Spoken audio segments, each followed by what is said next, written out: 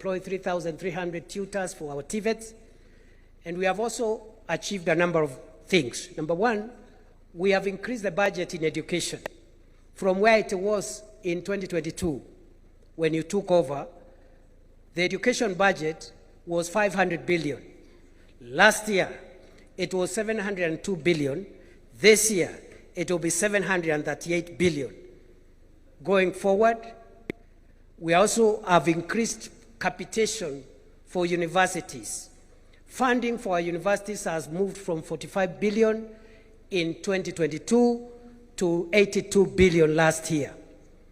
Funding for the Higher Education Loans Board to provide loans has increased from 17 billion in 2022 to 41 billion last year.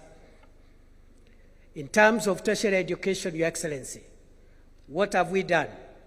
Number one, we have increased enrollment because when you came to office, there were more students in universities than in tertiary institutions, which is it's not the way it should be. There should be more students at the lower levels, including tertiary institutions, and less in the university. We are trying to correct that anomaly.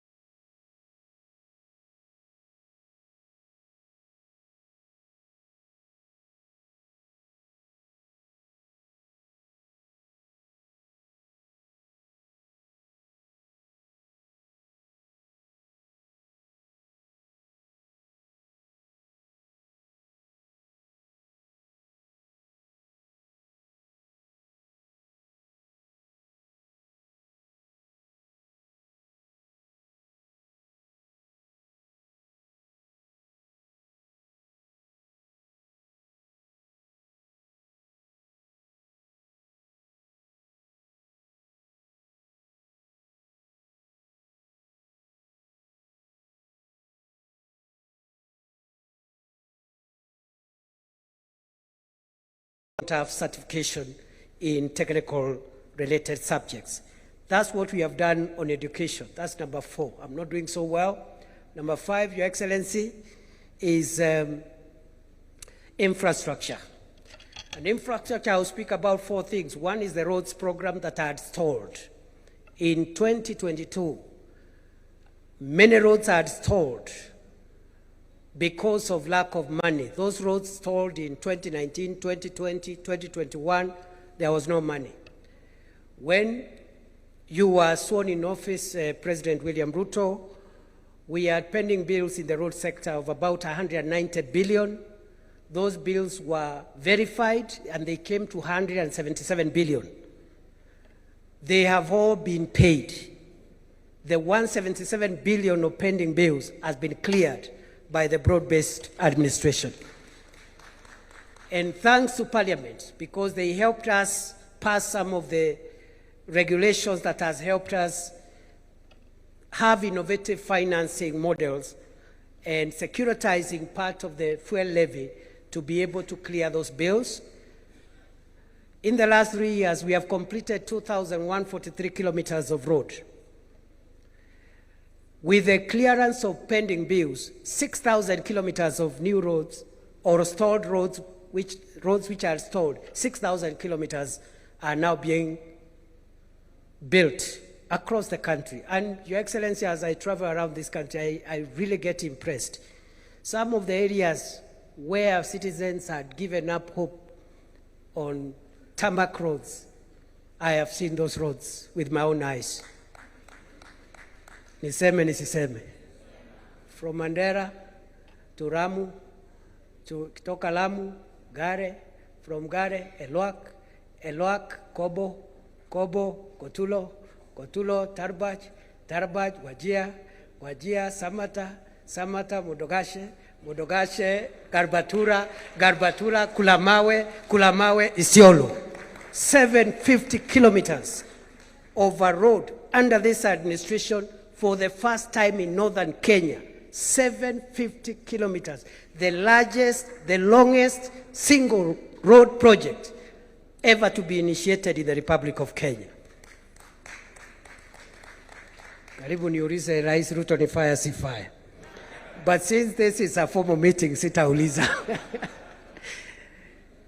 There is another road which had been approved to be gravelled, but President Ruto changed the instructions and said it should be tarmacked from Lamu Port to Ijara to Garissa all the way to Isiolo, 421 kilometers. It's being tarmacked as we speak. Over 50% of that road is now being done, has been done. I have seen roads which have been forgotten, like Taveta, Chala, Njukini, Olerai, Rombo, Ilasit. It's now okay. It's work in progress. I've seen the dwelling of Changamwe, Mariakani. I've seen the dwelling of Mtwapa to Kilifi, going into Malindi, is ongoing. And the flagship one, Rironi, Mau Summit, which is being worked on as we speak. So there's a lot of progress. That is the roads. Electricity, we have increased the connectivity of electricity from 8.8 million households in 2022 to 10.3 million households in 2025. And we are on course towards universal electrification by 2030, as was envisaged in Vision 2030. Our connectivity in electricity now is 66% nationally, one of the highest in Africa. Some of the African countries are still at 11%, 18%. Your Excellency, in terms of affordable housing, markets, and hostels, this is part of public infrastructure. And we've done well in that front. 230 active sites in 44 counties. Contracts now approaching, with the new contracts that are being signed now, we are approaching 800 billion of contracts under affordable housing, markets, and hostels. Already,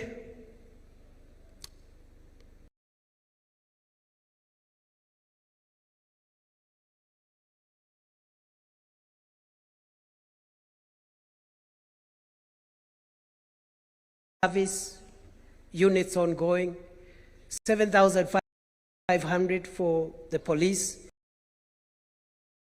15,000 for KD.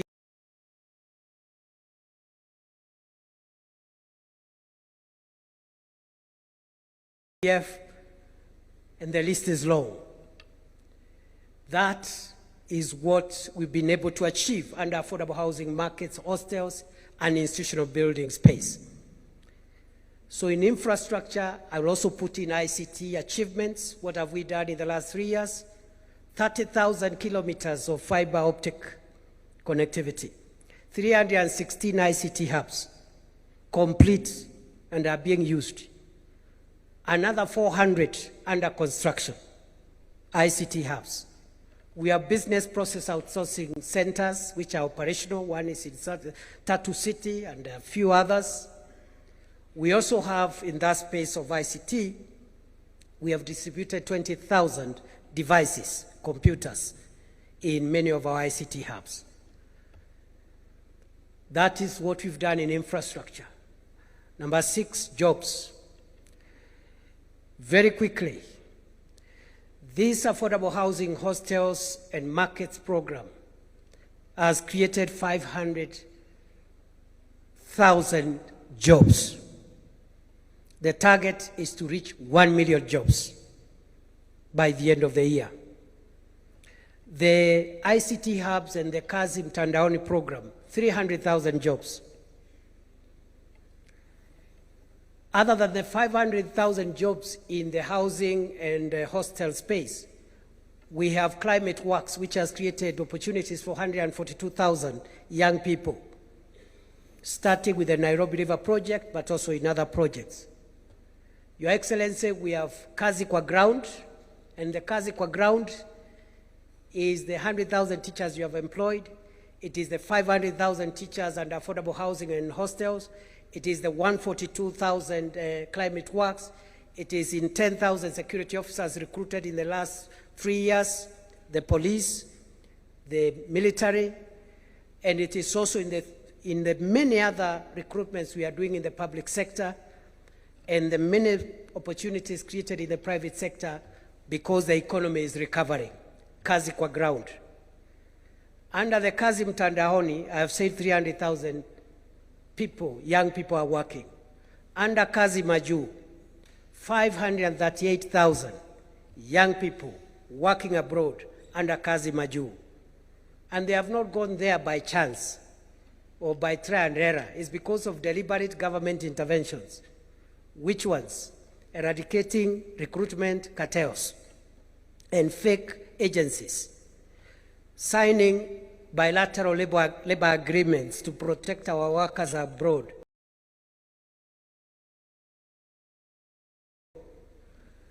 providing a green channel for passports of young people who have a contract so that in 2 days they get a passport, providing a grant to assist them buy a ticket and acquire a passport through the Youth Enterprise Fund. These interventions is what has promoted the Kazi Maju program.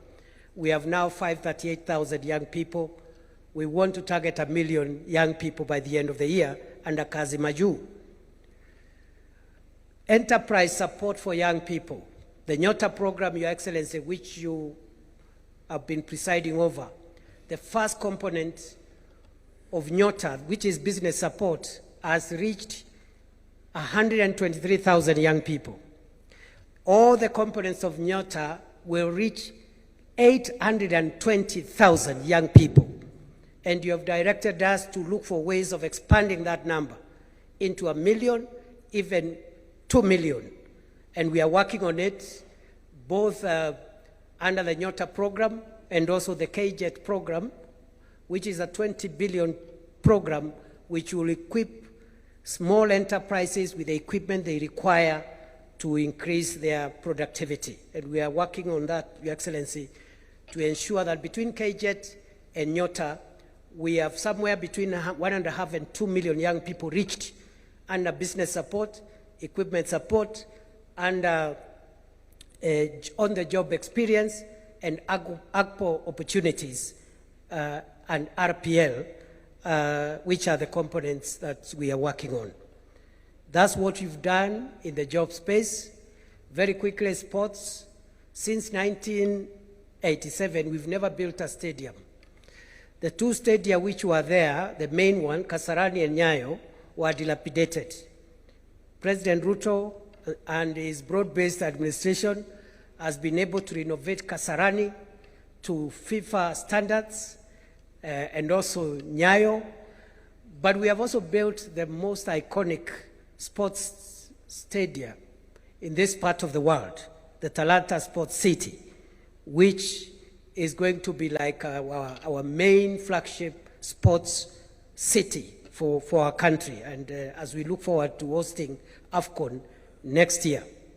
Your Excellency, you're building another 24 stadiums in other parts of the country, from Nanyuki to Voi to Wajir to Homa Bay is complete, Kitui is complete, Kinoru in Meru is complete, and many others. Your Excellency, allow me to talk about security reforms as I wind up. We've been able to introduce the Police Equipment Modernization Program, which has helped us to crush terrorism and banditry. We've now suppressed the terror that was being visited on many people because of terrorists, extremist groups, and bandits to a big extent because of the Police Equipment Modernization Program, a 20 billion 5-year program that has already, I think, spent over 13 billion shillings under your leadership. You are implementing, or we are implementing, the police reforms in terms of welfare. Just last week, an announcement was made for increment of their salaries. The lowest prison warder and police officer will get an increase of 48% of their basic salary. This has not been done in a long time. We are building houses for them. We are providing medical and life cover for them if they get hurt in the line of duty. Your Excellency, for the KDF, the modernization program is also running smoothly, and we want to thank you for those reforms. In terms of our road traffic safety, just this week we went live on instant fines. That should be able to reduce the road accidents and make drivers accountable. And we are going to see a drastic reduction of road accidents because of the cameras and the instant fines that we have introduced. So that's what we've done. Allow me to end, Your Excellency. I know I've exceeded my time. I don't know why the leaders have not rung the bell. Let me finish by projecting the future. As you have led us, Your Excellency, you have told us Kenya is punching below its weight. For far too long, we are struggling, yet our potential is big. Through your leadership, Your Excellency, we've been able to crack the difficult issue of how we finance our modernization and transformation. And you have told us it is possible for us in one generation, as has been done in Singapore, Malaysia, South Korea. We are able to transform Kenya from the third world economy status to the first world. Other countries have done it, we can do it. China, for example, pulled 800 million people from poverty in 40 years, between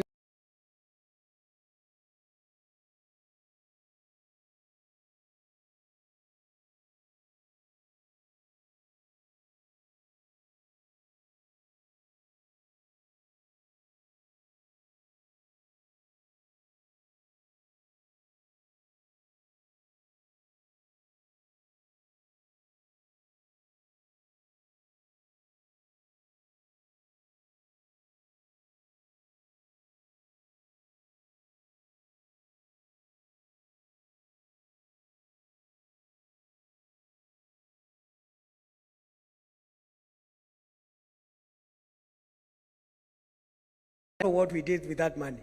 We've showed Kenya Re before, we don't know what we did with that money. The money now we are offloading from some of our assets goes into this fund to define our future.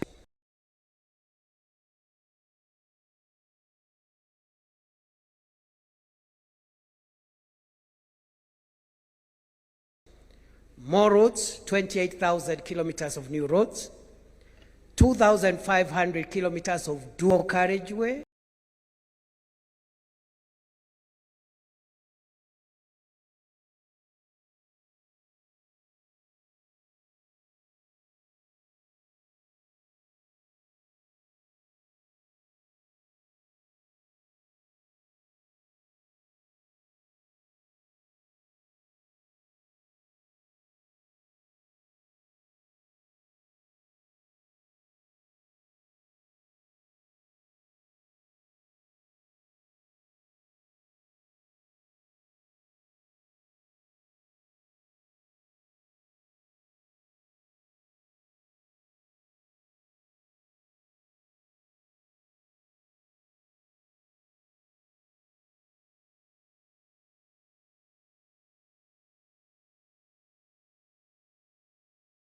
Your Excellency, with your permission, allow me to now call on Agnes Zani, the Chairperson Committee, to oversee the implementation of the 10-point agenda and the NADCO report.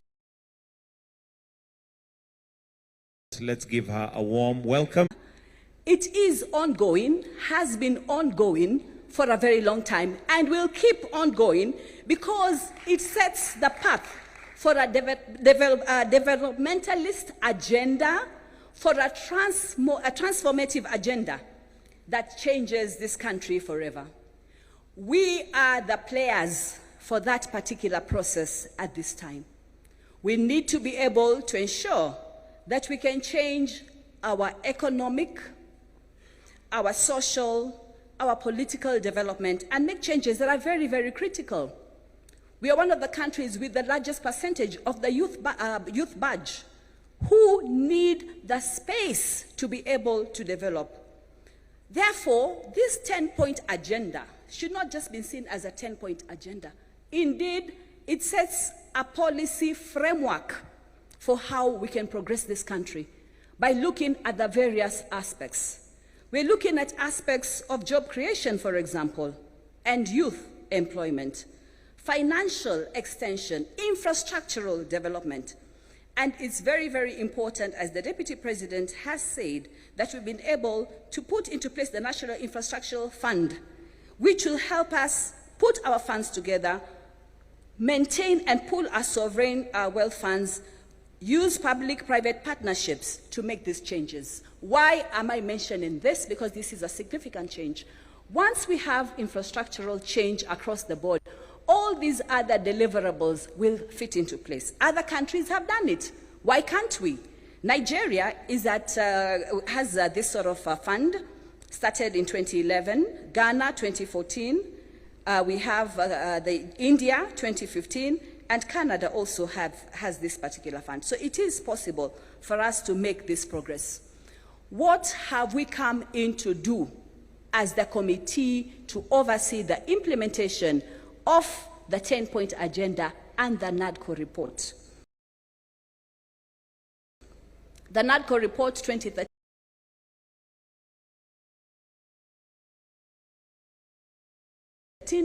of course, 2023, of course, gave a raft of measures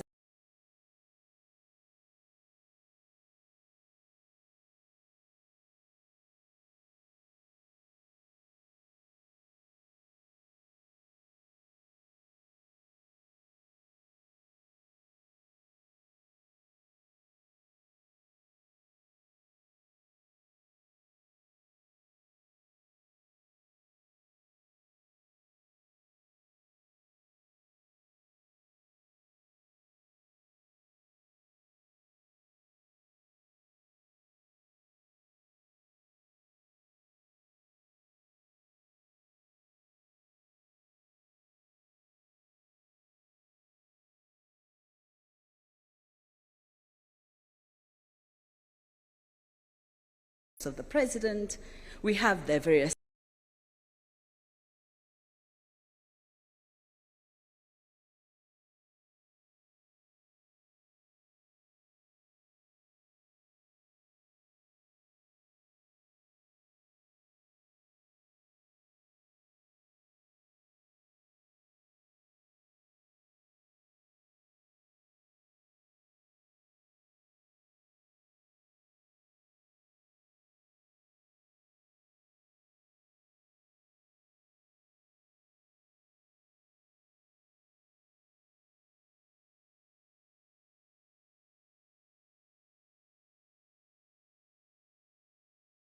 to the two political parties, ODM and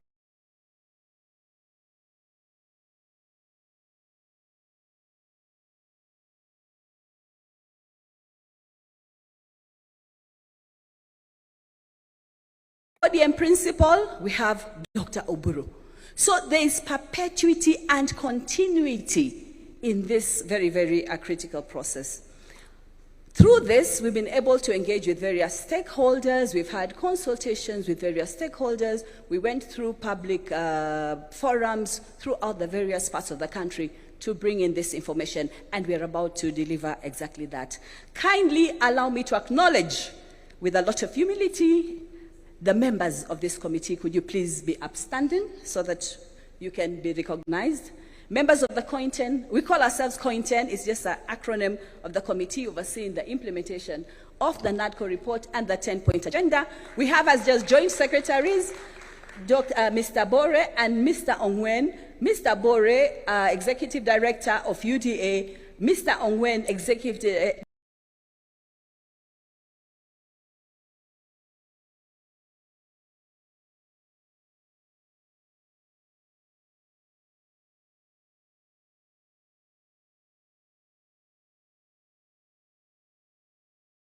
Director of ODM.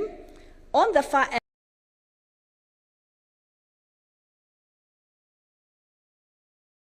a trajectory of taking us into being completely developed country, following on various stages that we have passed through and what we need to be able to get to.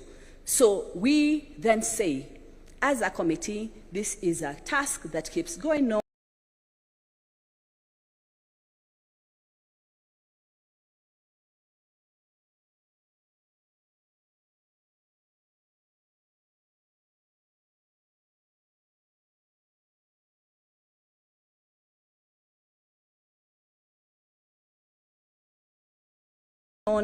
It is a task that is very, very critical.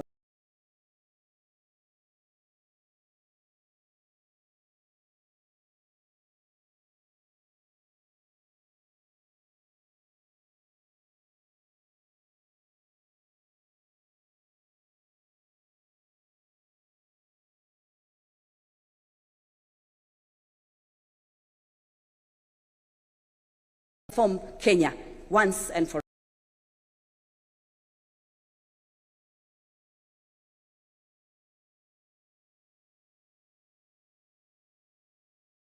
all. Thank you very much.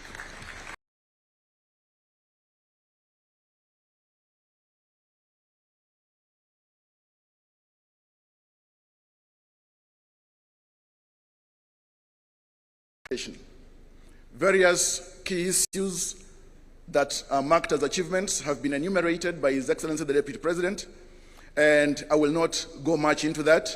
And given that all of us here have got copies of this 10-point agenda, I'll only make brief highlights under each section. The building of a nation is a project that never comes to an end, and that is why His Excellency President William Ruto has committed to put in place critical measures to ensure that Kenya moves forward, and as he has spoken numerous times, to move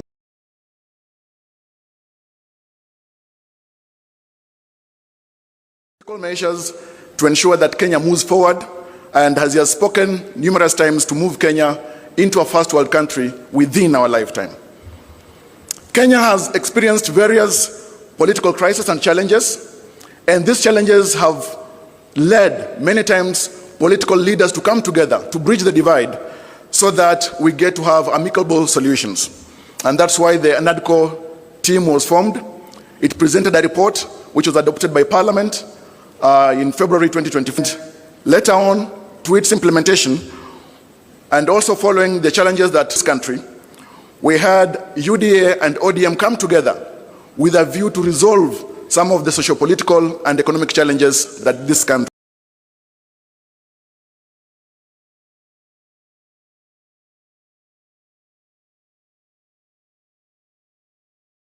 And these particular 10 points include the full implementation of the NADCO report, inclusivity in all spheres of public life, the various implementing agencies, among them the Executive Office of the President, the Legislature, the Judiciary, county governments as implementing agencies, constitutional commissions, and independent offices. Ladies and gentlemen, agenda. Received 9 bills from NADCO, and various of these bills have been considered and at various stages of implementation and consideration by Parliament. So far, 3 bills have been enacted into law, including the IBC Amendment Bill 2023 and the Statutory Instruments Amendment Bill 2023 and the Ethics and Anti-Corruption Commission Bill 2023. Those have fully been implemented and no further action is needed. We have got 2 other bills that are under mediation, including the Elections Amendment Bill 2023 and Election Offences Bill 2023.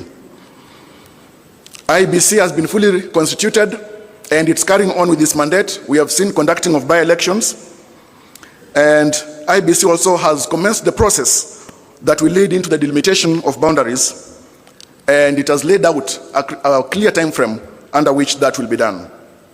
The PBO Act that enables civil societies to solicit for funds and implement various social projects has been operationalized by President William Ruto's administration. Presently, there is also the process of legislation to harmonize bicameral relations to ensure that the National Assembly and the Senate get to work harmoniously for the greater good of the country.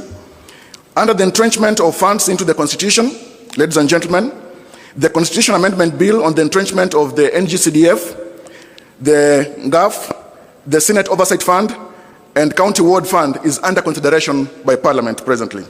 The Court of Appeal has pronounced itself and determined that NGCDF does not violate the Constitution. Agenda 2 and its implementation, inclusivity in all spheres of public life. Key achievements, and I'll just make brief highlights because many of them have been stated by His Excellency the Deputy President. The launch of the National Policy on Ethnic Minorities and Marginalized Communities was done in 2025, December, by His Excellency the President. 500 million shillings scholarship program has been railroaded by the same policy. The same policy creates the Directorate for Minorities and Marginalized Communities under the Executive Office of the President. On economic inclusion, ladies and gentlemen, measures to reduce the cost of living, we have seen the fertilizer subsidy program, which has lowered the cost of fertilizer from 7,000 shillings to 2,500 shillings per bag, which has enabled many farmers to access this. There's 14% reduction in fuel prices and exchange rate gains, which has lowered production, and many Kenyans are now able to travel to work, production by various industries. The costs have gone down, a key success by the broad-based government. Ladies and gentlemen, there is presently the timely payment of social protection stipends by the government alongside salaries. This is done in a very timely way compared to how it used to be in the past, where there were serious delays. And then it has also been streamlined such that it has weeded out fraud. And in the past, many people who are able used also to fraudulently access the social protection funds. This has been weeded out. The Equalization Fund allocation to support development and service delivery in the marginalized areas has been increased from 5 billion shillings to 9.6 billion shillings, a key achievement under the broad-based government. Inclusion in the health sector. The rollout of UHC by transitioning Social Health Insurance Authority has increased healthcare insurance from 7 million, as the Deputy President has indicated, to 29.8 million beneficiaries to date. And this is a key achievement that is on record under the broad-based government. We have got the CHPs, 107,000 of them, 831 have been employed, and people now across all the villages and hamlets in Kenya access primary health care. Share premiums for 1.5 indigents are being paid by the government. When it comes to education as an inclusion aspect, 100,000 teachers have been recruited since 2022. And as the Deputy President indicated, this has largely increased the teacher-student ratio. 23,000 classrooms and 1,000 laboratories are under construction, a major achievement that is ongoing. The committee has also noted that university allocation has increased from 45 billion to 82 billion shillings. The HELP scholarship funding has increased also to 41 billion shillings. These are self-evident achievements under the broad-based government in the period under consideration. Rural and infrastructure inclusion, 260,000 affordable housing units are under construction, creating thousands and thousands of jobs for young people, the youth, and various professionals, architects, lawyers, engineers. And this is a celebrated score of achievement under the broad-based government. 450 markets are being constructed nationwide across all the 47 counties, and 6,000 kilometers of roads under construction. Protection and strengthening devolution. Key implementation here and achievements, Your Excellency, we have had the equitable share revenue to counties increased from 385 billion shillings to 415 billion in the financial year 2025-2026, and in this financial year it's projected that this is going to increase to 450 billion shillings. Access of funds to county governments, and this increase in shareable revenue is a major gain for devolution, and the broad-based government is evidently keen to protect and advance devolution in Kenya. Counties now receive timely monthly disbursements with no pending carryovers as of June 30th, 2025. Your Excellency, under Agenda 4, promoting and protecting livelihoods for young people, we have got many key achievements. So far, for instance, Your Excellency, the committee has recorded that over 90,000 young people from all 1,450 wards are undergoing training in the country. Over 121,000 youth, together with 110,000 youth from Kakuma and Dadaab, these are refugee camps, have received business training, mentorship, and startup grants of 25,000 shillings, being an initial of the wholesome 50,000 shillings that they will ultimately receive. Your Excellency, the Nyota program is a major success, which has created opportunities for over 820,000 young entrepreneurs aged between 18 and 29 years. Your Excellency, across all 1,450 wards, there is the 50-50 gender parity, and the Nyota program has really impacted lives of thousands of young people in the country. Additional employment initiatives have created and increased opportunities for young people in the country. 640,000 jobs have been created through affordable housing program, with 7,000 professionals who have been onboarded. Your Excellency, the construction of stadia has also increased the creation of jobs for youth and professionals across the country. 20,000 jobs have been created through the Climate Works program. Under leadership and integrity, Your Excellency, as agenda number 5, the broad-based government has ensured the enactment of the Conflict of Interest Act, which you assented into law on the 30th of June or July 2025, which has now been operationalized. This act strengthens the government's commitment in combating graft and regulating and reducing conflict of interest within the public sector. Agenda number 6, Your Excellency, the right to peaceful assembly as enshrined in Article 37 of the Constitution, and compensation of victims of protests and riots. The government has set aside 2 billion shillings for compensation of victims of protests in the first supplementary budget of the financial year 2025-2026. This will go with the compensation of victims of protests and human rights violations. Your Excellency, 4 days ago, a panel of experts for compensation of victims was gazetted by the head of public service under a framework that will be developed by the Kenya National Commission on Human Rights, and already these railroads the compensation of victims, which has been a key issue raised by even citizens whenever we've been moving around the counties in the public participation process. From 2023 to 2025, IPOA has handled 820 cases of alleged police misconduct during public order management, securing convictions for 35 cases involving 49 officers, and recommending disciplinary action against 30 officers. This has been done by IPOA. The demonstration bill, which sought to restrict the right to assembly of protesters, was withdrawn. This was initially intended to curtail the rights. The Ministry of Interior and National Administration has issued policy directives limiting excessive use of force and strengthening training and retooling of police officers for lawful crowd management. Agenda number 7, Your Excellency, national debt. The broad-based government, ladies and gentlemen, has commissioned a comprehensive forensic audit of the public debt by the Office of the Auditor General to strengthen transparency, verify utilization of borrowed funds, and this been an issue within the public, the issue of auditing our public debt.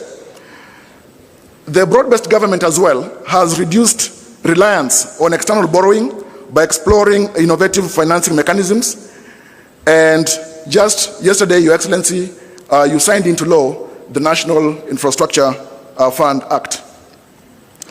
Through liability management, the broad-based government has reorganized national debt portfolio to reduce financing risks and minimize the risk of default. There is greater emphasis placed on mobilizing domestic revenue, and this is ongoing under the broad-based government. Ladies and gentlemen, Your Excellency, I'll move to the agenda number 8 on the fight against corruption. As I've indicated, the Conflict of Interest Act is now operational, and this is a great effort toward combating graft, which is politically carcinogenic in the country. There is the adoption of the e-government procurement system, which has digitized the entire procurement framework, and from planning, this enhances transparency, accountability, and ensures digital footprints in the procurement process, Your Excellency. Over 23,000 government services have been digitized on each citizen. This has eliminated cash payments across government and middlemen, reducing corruption risks and increasing revenue collection by the government up to date. Your Excellency, the Money Laundering and Combating of Terrorism Financing Laws Amendment Act was assented into law on 17th of June 2025, a great effort as well in strengthening the legal framework combating illicit flow of funds in Kenya, and has supported the exit of Kenya from the grey list of the Financial Action Task Force. Your Excellency, the implementation of the zero-based budgeting has enhanced fiscal discipline and accountability by requiring justification of all public expenditures. The single treasury account system has consolidated government cash collection and management, improved transparency and transaction costs, and minimized idle funds in commercial banks. Your Excellency, as I move towards the end, agenda number 9, stopping of wastage of public resources and promoting of government efficiency.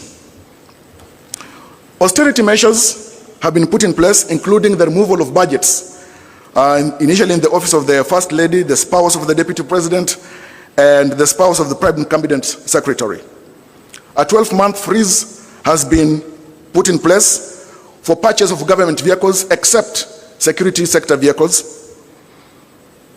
There is the zero-based budgeting in the financial year 2025-2026, requiring all public expenditure to be justified, as I've indicated. And then presently, the passports processing, the national ID cards processing, all of them have been reduced from 1 month to 1 week, improving access to these services by the citizens of Kenya and reducing corruption. Agenda number 10, Your Excellency, protecting and promoting sovereignty of the people, the rule of law, and constitutionalism. The broad-based government, under your leadership, Your Excellency, has facilitated the judiciary to ensure there is the recruitment of judicial officers. We recently saw the recruitment of 11 Court of Appeal judges, High Court judges. The recruitment process has been ongoing, as well as the magistrates, to improve case handling, reduce backlog of cases, and access to justice by Kenyans. Judicial mobility has been strengthened through the support of the executive to procure vehicles for judicial officers. There is the support to ensure the national e-filing system, which has been implemented, enabling paperless court processes, remote case filing, and virtual hearings. And as we are in the second quarter of the 21st century, utility and dependence on technology is unavoidable. The judiciary as well has achieved near compliance with the 2/3 gender rule, with the 332 women judges and magistrates representing 47% of the bench. To ensure the adherence to the rule of law, the government has adherence to court orders and all decisions of the courts under the broad-based government and under the leadership of His Excellency President William Ruto. Ladies and gentlemen, the committee has made a few key recommendations, which I will speak to briefly. There is need to ensure that the bills that are still pending at various stages in Parliament are fast-tracked. The committee recommends the formation of a broad-based mediation committee between the Senate and the National Assembly to fast-track consideration of those outstanding bills. This committee also urges Parliament to expedite and conclude outstanding NADCO bills within 90 days. To enhance realization of the constitutional rights under Article 37, the Kenya National Commission on Human Rights should spearhead legislation to safeguard protesters while protecting livelihoods and property. To fast track the Natural Resources Amendment Bill 2022, to provide legal framework for equitable distribution of revenues from natural resources among national government, county governments and local communities, this bill should also be fast-tracked for implementation. County governments are here urged to implement the National Policy on Ethnic Minorities and Marginalized Communities 2025 to promote inclusivity in governance and public participation.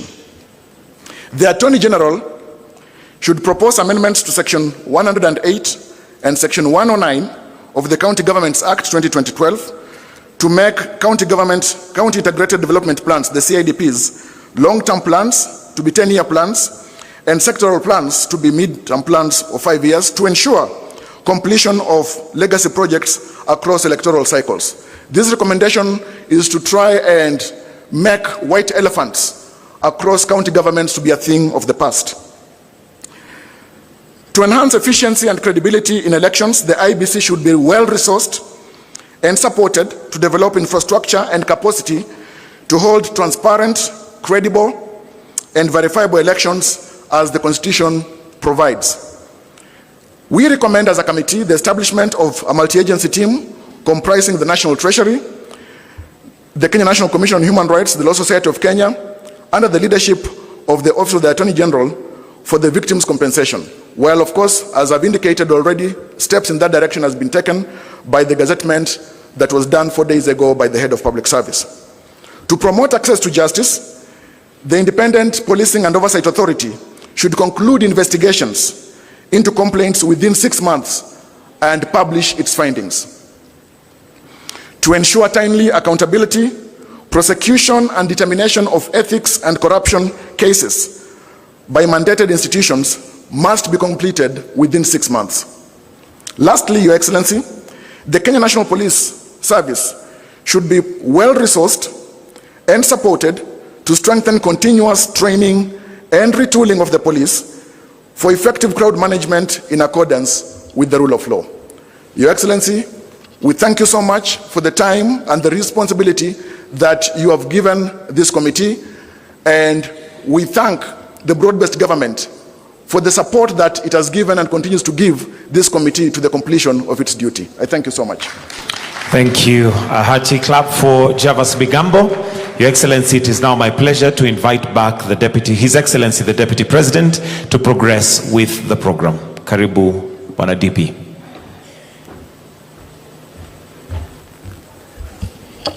Thank you very much, Coin 10. Your Excellency, in the interest of time, we will run the rest of the program very fast because today is a parliamentary day. And this being a PG, I'm sure the two houses will want to proceed early.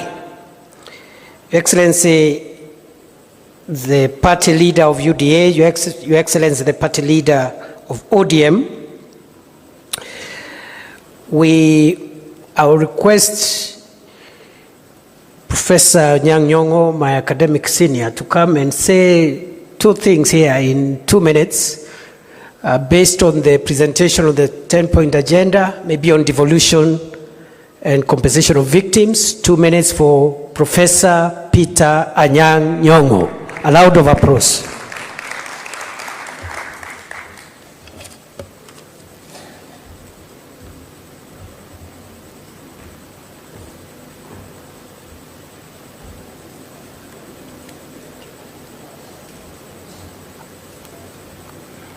Your Excellency, the President and the Vice President, thank you so much for convening this meeting, which is extremely important and informative. I will only say two things that are effectively dealt with in this report. That is devolution and compensation of victims. As you know, that some of us have been very concerned about the issue of victims, and I'm glad that today we have gone on record that the victims will be compensated. Secondly, devolution. You know, there was that famous story that a child always asks for more, and it's never enough.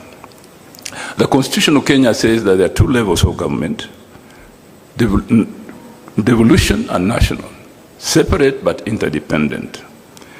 Kenya cannot really develop fully if devolved government is not fully funded for the development functions that it performs. I am grateful that it is said that the equitable share of revenue to counties has increased to 385 billion shillings in financial year 2024-2025 to 415 billion shillings in financial year 2025-2026. This is good.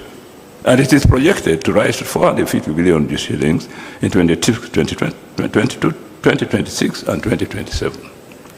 We are happy about that. But you know, as I said, we will never stop asking for more. Thank you.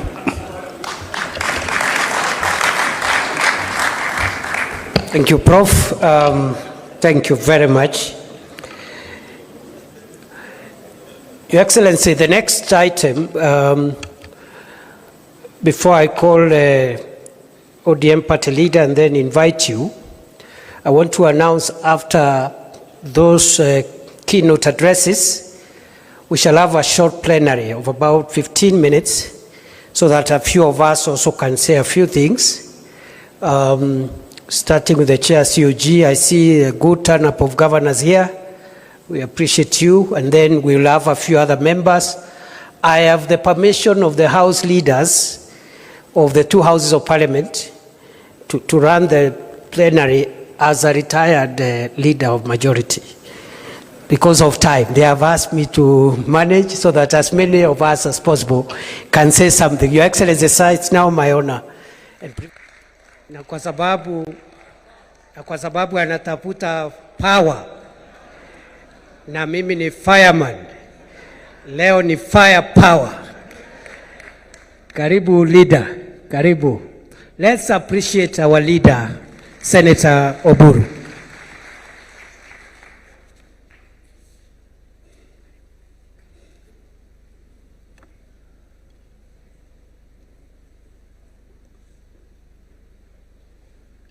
Your Excellency, the President of the Republic of Kenya and Commander of the Armed Forces, Dr. William Samoei Ruto,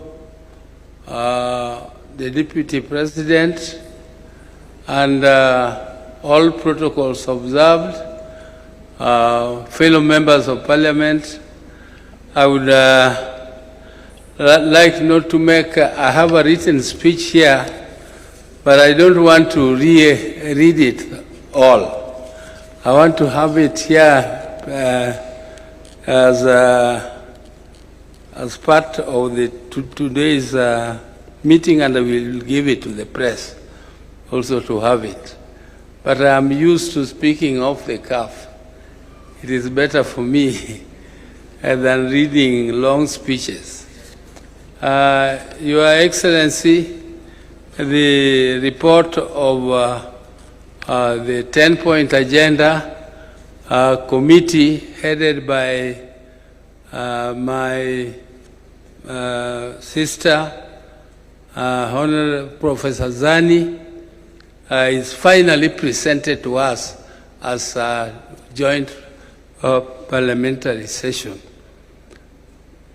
Mr. President, this is not a small feat. Mr. President, the country has been waiting for this. The country has been waiting for this because we are in this broad-based government, but there are people who thought that this report was, is the one which formed the foundation for establishing broad-based government. Mr. President, I want to inform the country that broad-based government started long before the 10-point agenda came. Mr. President, therefore, it cannot depend, the broad-based arrangement cannot depend on the 10-point agenda. 10-point agenda was meant to strengthen the broad-based arrangement. And Mr. President, the 7th of March, which was slated as the date for making the report, was not the end of the broad-based arrangement. The broad-based arrangement goes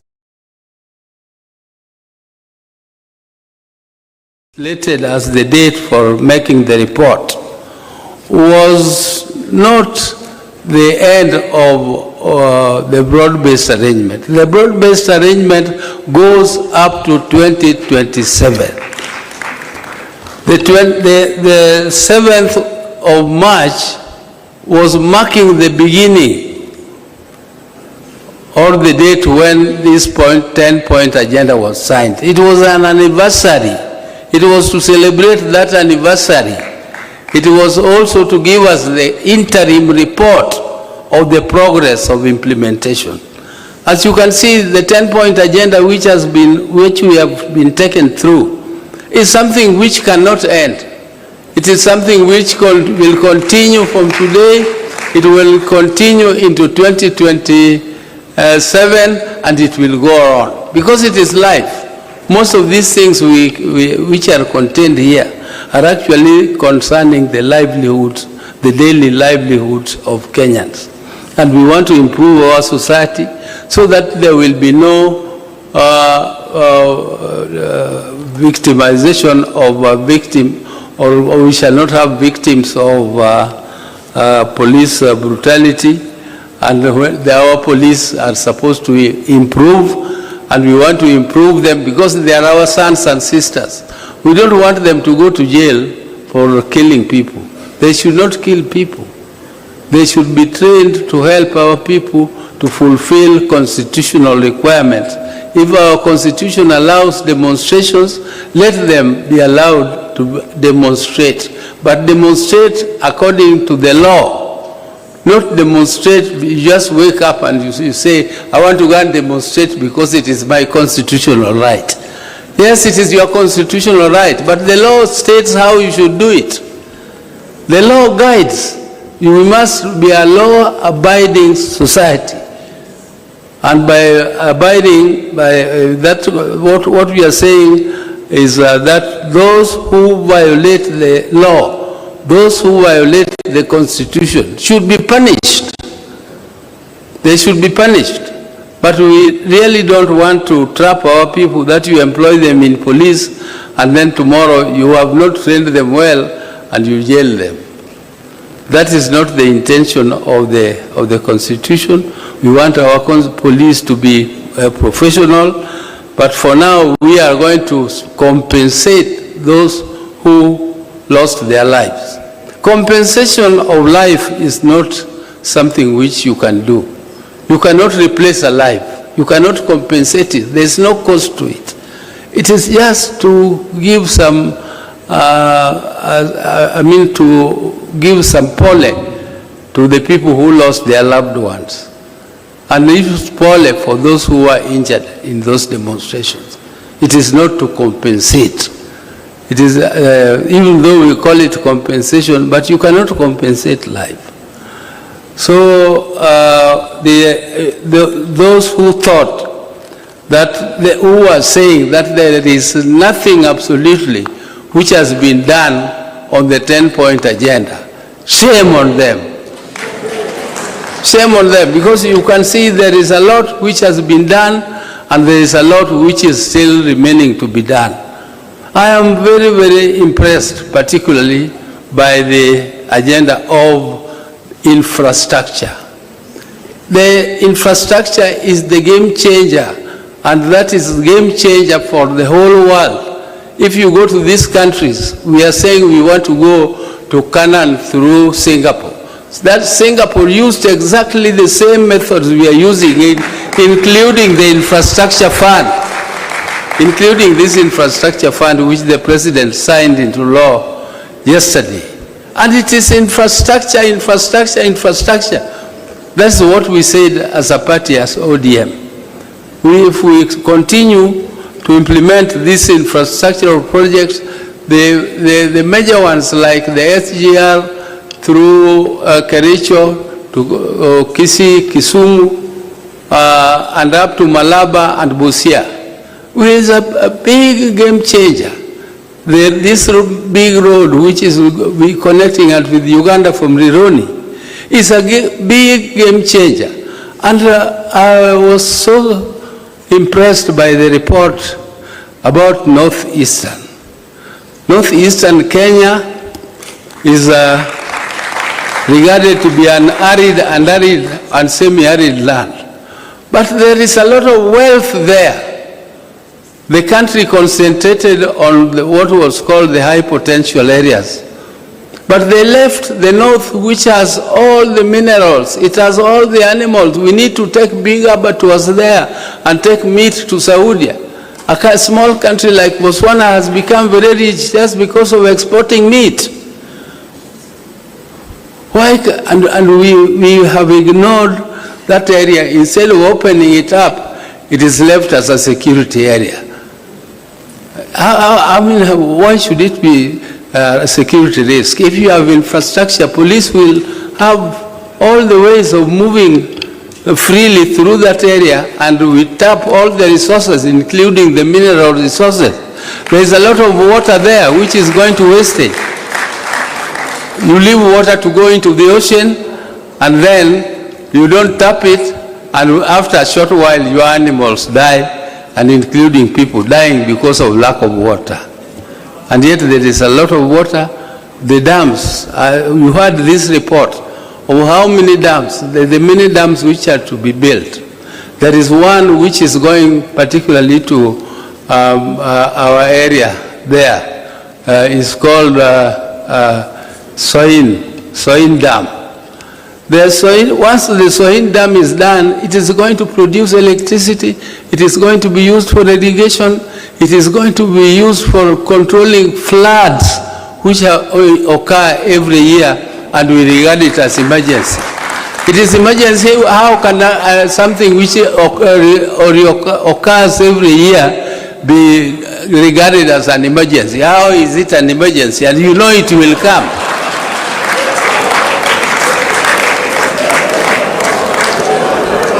So you have,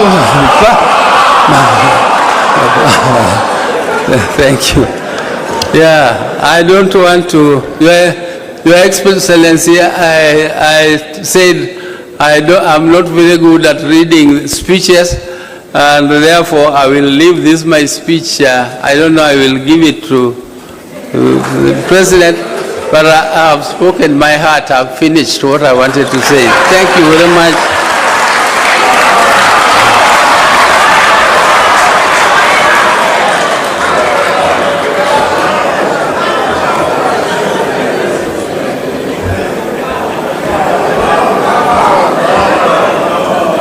The power, see power. The power, see power.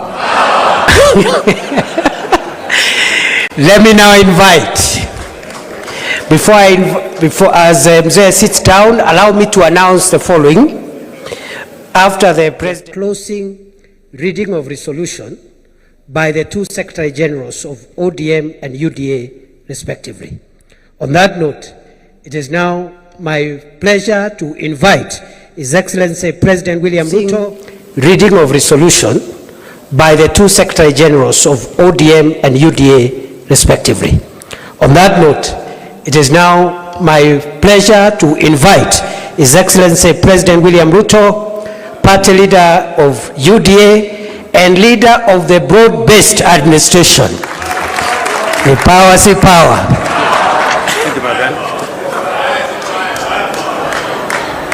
Aya, asanteni sana, tafadhali tuketi. Thank you very much. Mr. Deputy President, our leader, the party leader of ODM, Oburu Oginga, governors present, senators present, members of parliament, both from Kenya and from Yala. I have a written statement, just like Daktari Oburu. Allow me to read half of it, and then I will speak the rest. It is good to be back here at the Kenyatta International Conference Center, the birthplace of the Memorandum of Understanding between Kenya Kwanza UDA and ODM. Exactly 1 year and 3 days ago, my brother, the late Right Honorable Raila Odinga, and I agreed to work together in the national interest for the benefit of our country. Although our brother Raila is no longer with us physically, his wisdom, foresight, and enduring commitment to the nation continues to guide our shared journey ahead. The values we stood for, dialogue, unity, and the pursuit of justice and progress for all Kenyans, remains firmly alive. I am encouraged that the ODM party, now under the leadership of Dr. Oburu Oginga, remains steadfast in upholding the principles Raila Odinga stood for. Together, we honor Raila's legacy through our continued commitment to the ideals he championed for the unity and advancement of our country. Our coming together 1 year ago was guided by one overriding objective: to stabilize our country and to address long-standing socio-economic and political challenges. For too long, our politics had been consumed and trapped by division, tribal competition, and regional rivalry instead of focusing on the real issues affecting the lives of all Kenyans equally. Together, we resolved to change that.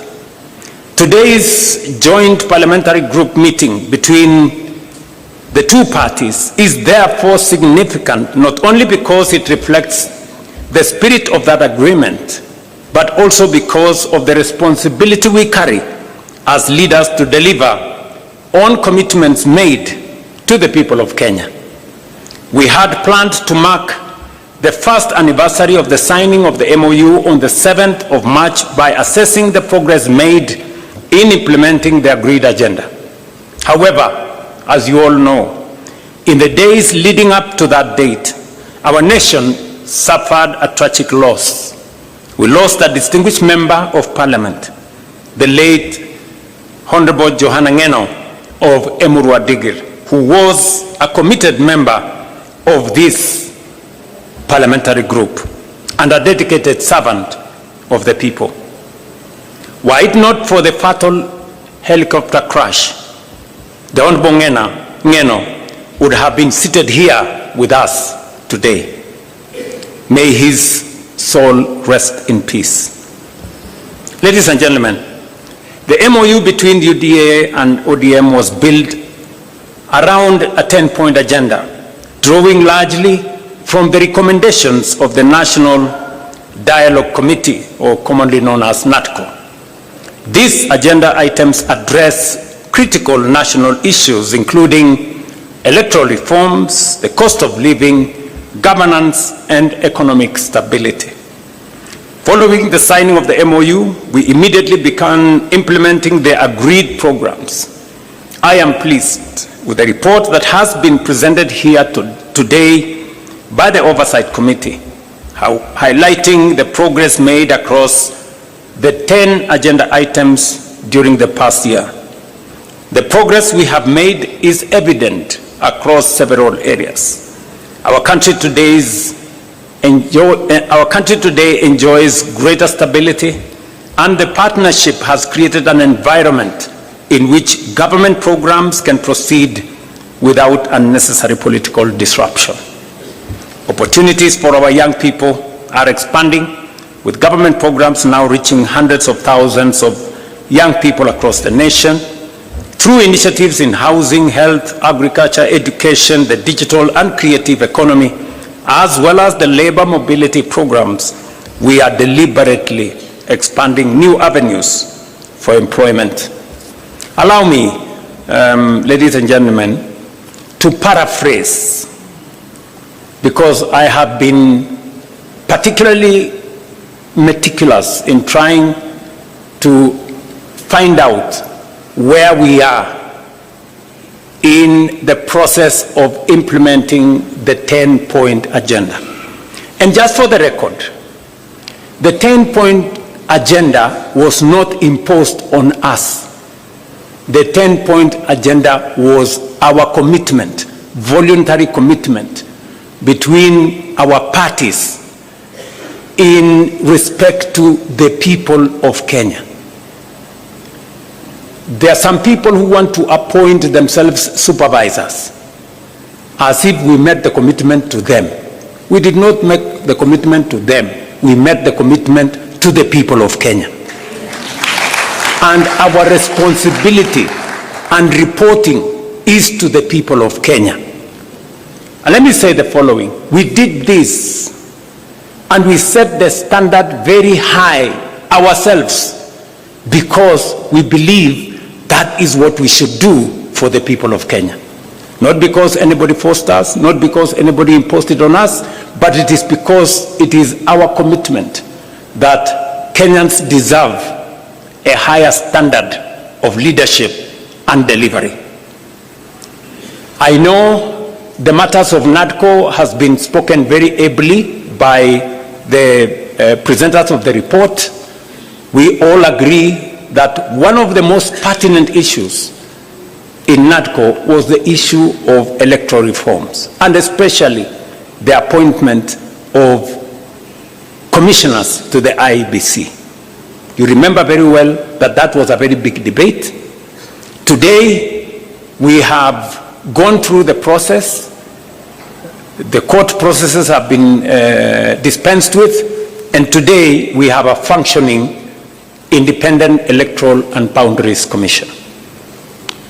It has already conducted several by-elections, and as a show of confidence in this broad-based administration, all the parliamentary elections that have been held have been won by broad-based. I said all of them. Yes. Just for good record, and we are not Atusemi. That's what it is. Yeah, those are the facts. In fact, the last by-elections that were held, of the 4 seats that were in contest, broad-based won all of them. Again, for good record. But that is not what I'm trying to say here. I'm trying to say that we are faithful to our commitment on matters to do with legislation that is there in Parliament. We know there has been back and forth between the two houses. We will be recommending in this PG that we have a broad-based negotiating team. One that is going to sit with both houses of Parliament, comprising membership from both houses of Parliament. Because if broad-based decides, Parliament will decide. Is that true? Yes. Because we have the numbers to drive it through both houses of Parliament. So I want us to raise the standard a bit so that we establish a broad-based negotiating committee or mediation committee to assist us on all the items that have been presented for legislation in Parliament by NADCO. One has already been dispensed with. The matter of NGCDF. The courts have given direction, and therefore the legislation that had been presented to Parliament is now what the lawyers called functors of issue. I mean, it's been dispensed with. So we now need to pick on what the directions court has given to do the rest of the funds. Let me speak specifically to some 6 or 7 critical issues that I have distilled from the report that was presented to us, especially on those 6 or 7 issues. Number 1 is inclusivity, and especially the matter of cost of living. The people of Kenya have spoken with clarity on how they want our country to be much more inclusive, and for us to be able to have a society that leaves nobody behind. We have done 5 issues on this subject of inclusivity and cost of living. Number 1, we now have a policy on the marginalized in Kenya. We have provided bursaries for their children. We have provided many other interventions that will assist minorities, people who perceive to be marginalized, for them to be brought into the bracket and so that they are not left behind. We have deliberately dealt on matters that finally dictate cost of living. And there are 4 matters that dictate cost of living: cost of food, cost of fuel, because it influences our transport, the cost Kenyans pay for healthcare, and the cost Kenyans pay for their children to go to school. We have addressed all the 5 issues. Number 1, on food inflation, on matters to do with food, we have transformed our agricultural sector. We can confidently stand here and say we did, over the last year or 2 years, we have produced more maize, we have produced more tea, more coffee, more sugarcane, and the whole productivity space has risen. It is the reason why today the prices of unga are different from what they were in 2022. We have made a commitment to that. Number 2, we have managed our economy well. That is why fuel inflation has come down. Cost of fuel was 218 at some point per liter. It has come down by almost 30%. And it is because we have taken deliberate steps to stabilize our currency and to make sure that we don't pay more for fuel because our currency is not behaving. We have done the 3rd thing on matters to do with school fees. You all remember we have undertaken education reform. We've raised the budget for education from 500 billion. This financial year, it was 702 billion. The budget that we're going to read in July is 765 billion. Why are we raising resources on matters education? Because we are putting more money in making sure that every child goes to school. We have not only hired more teachers, because if government does not pay for those teachers, boards of governors pay for them, which means parents pay for them. We've hired more teachers to lift up the burden on parents from paying board of governors teachers. Number 2, we have reduced fees for our university and TVET institutions by between 10 and 40%. The committees on education are here. We have also, as of this week, reduced the fees for our TVET institutions from 105,000 per year to now a standardized 67,000 per year. You heard the Minister for Education announce that this week. It is because we want to make sure that we lift the burden of parents on matters to do with school fees. And that is the standardized fee. And then we will now go in with all the bursaries the counties are given, all the bursaries the NGCDF is giving, and we have signed agreements with counties. You remember the Comptroller of Budget did raise issues on counties supporting bursaries. The Ministry of Education has signed with all the counties. Now, county governments can give bursaries to all our children because there are no children for national government or county government. That is a step in making sure that we reduce the burden on parents on matters to do with the education of their children. You all know that also we have lifted a heavy load that would otherwise be borne by Kenyans on matters to do with universal health coverage. Today, as the numbers we have been told here, we are actually closing to 30. I think by next week or the week after, 30 million Kenyans will be on social health insurance. And this week, forget about the propaganda in the headline of the news that we lost, some 50 billion can be lost. You know, people are mad. If we lose 50 billion, it means there will be nothing to pay in no hospital. This week alone, we are paying 16.2 billion shillings, this week alone, for PHC and for SHIF, this week alone. We are paying the highest amounts of money to any hospital that has ever been paid under any other administration or under any other program. That is the reality. That is a fact. So, in terms of cost of living, we are dealing with health to reduce bills paid by citizens. We are dealing with education to reduce bills paid by citizens. We are managing fuel to reduce transport costs.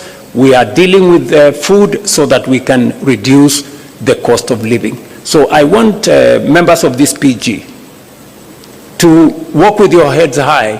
This administration, the administration you have formed, is tackling cost of living head on.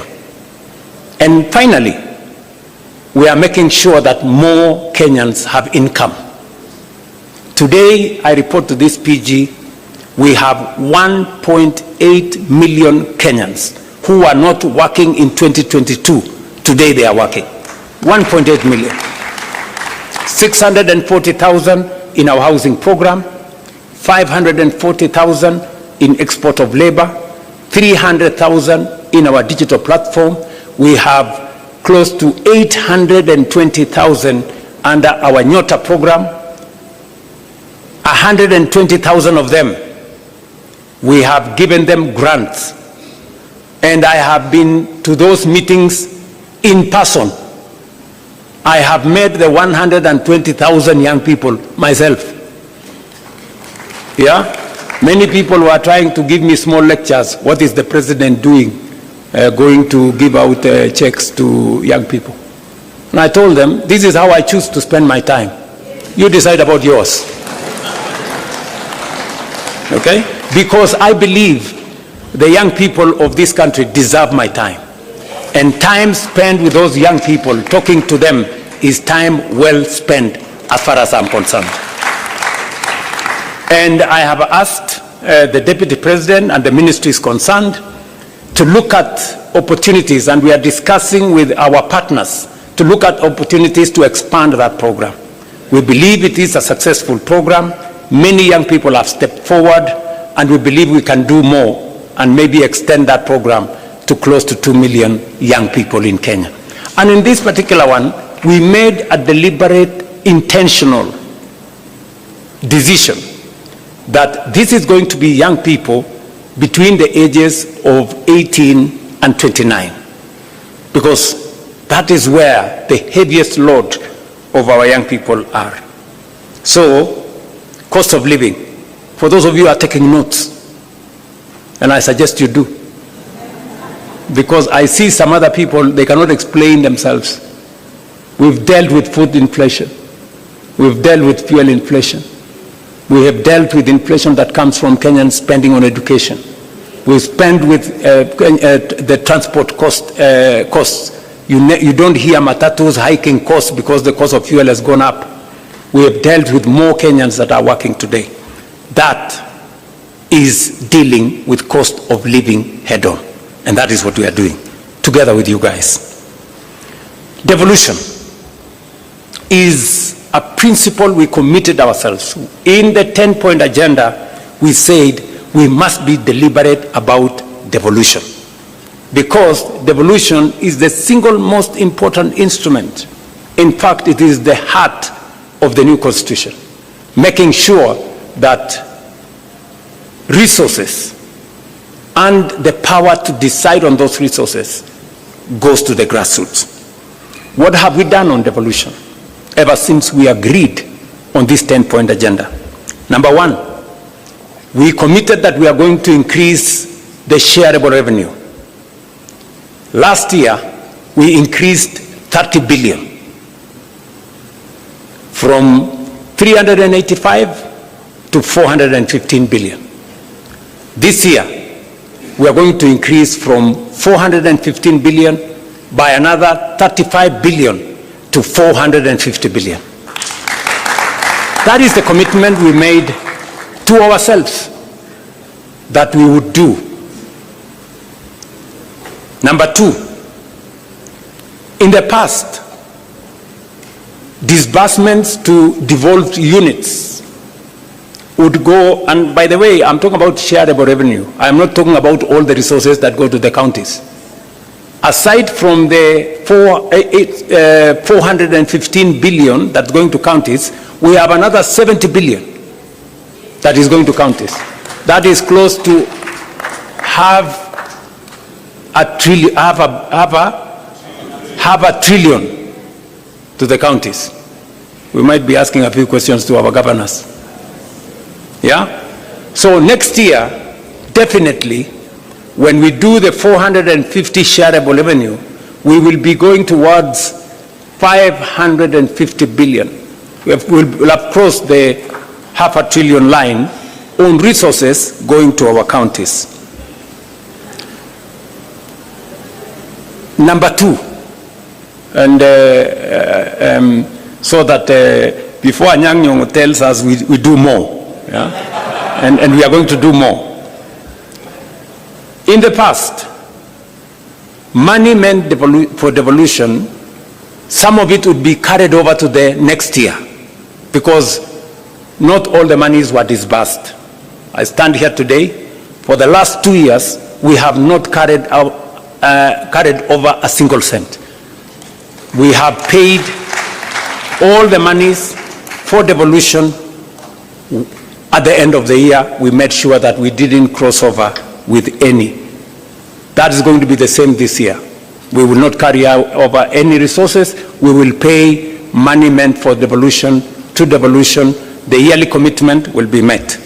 Number three, in order to enhance the efficiency of devolution, especially the efficiency of accountability, we made a commitment under the 10-point agenda that we are going to support the county assemblies to be autonomous and independent so that they can carry out their oversight role properly. Parliament, both houses did agree with us. They brought the bill to me. I signed the bill, and from this June, in the next budget, county assemblies will have their own independent budgets. They will no longer need to make friends with the county governments or to be friends of governors for them to get their resources. They can then, hopefully, we are going to be expecting of the county assemblies to exercise their oversight mandate much more robustly, because now they will not have excuses that in case they are too tough on the governors, they may lack the resources for their county assemblies. That will now be a thing of the past. And then number four, on devolution again, we realize that just as we have the national administration, the county assemblies, members of county assemblies and governors have no pension. And we have made the strategic decision that the bill that was there in Parliament, which in my opinion has serious challenges, it is my position that we now agree in this PG, that it is only fair. Governors and members of the county assembly are elected leaders like us. The same way we have pension, it's only right that they have pension. We all agree on the principle of contribution.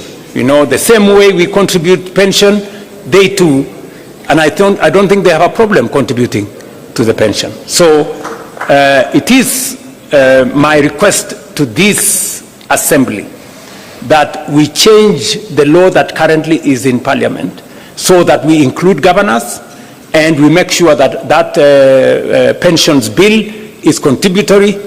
Yesterday, I did sign into law the pension benefits for judges.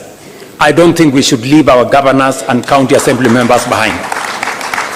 So those are the 4 fundamental things that I wanted to say on matters to do with enhancing, supporting, and integrating devolution into our governance system. Finally, now that the court has pronounced itself on the matter of CDF, it is my belief that the bill on ward fund that currently is in Parliament should now be fashioned along the recommendation that has been made by the court and fast track it so that our county assemblies can equally have a legal framework to guide on matters to do with ward fund.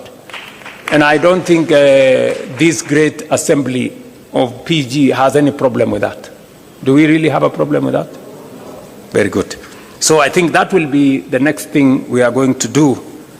And I appreciate that many governors have already implemented the ward fund even without this legislation. Now, let me go to the third issue that I thought is important for us. The matter to do with leadership, integrity, and the fight against corruption. This is a key commitment that we made under the 10-point agenda.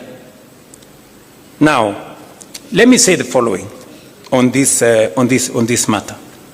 Number one,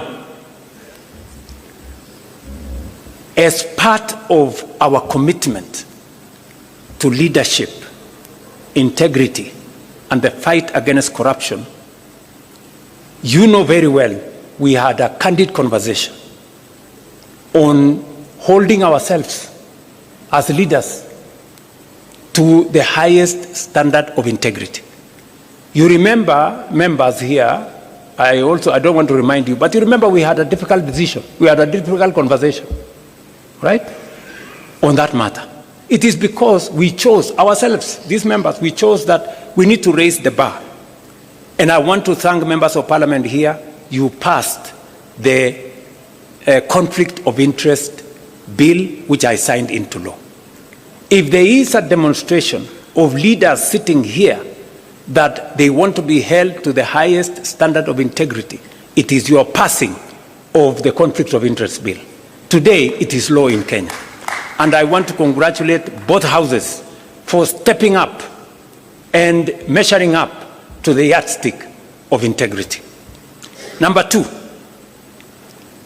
we have taken the deliberate decision that to eliminate corruption, to remove inefficiency, we must digitize all government services. Today, from 320 government services in 2022, we have 30,000 government services digitized. That has significantly eliminated bottlenecks. E-Citizen today collects more than 1 billion shillings every day. It is a platform that is traceable. It is a platform that's accountable. The old system where people were paying cash and paying through checks and paying through corners and paying through pay bills, we have stopped. And today, if you pay on eCitizen, you don't need a receipt because it is traceable from who paid, for what service, to what account. We have digitized government services as part of our commitment to eliminating corruption.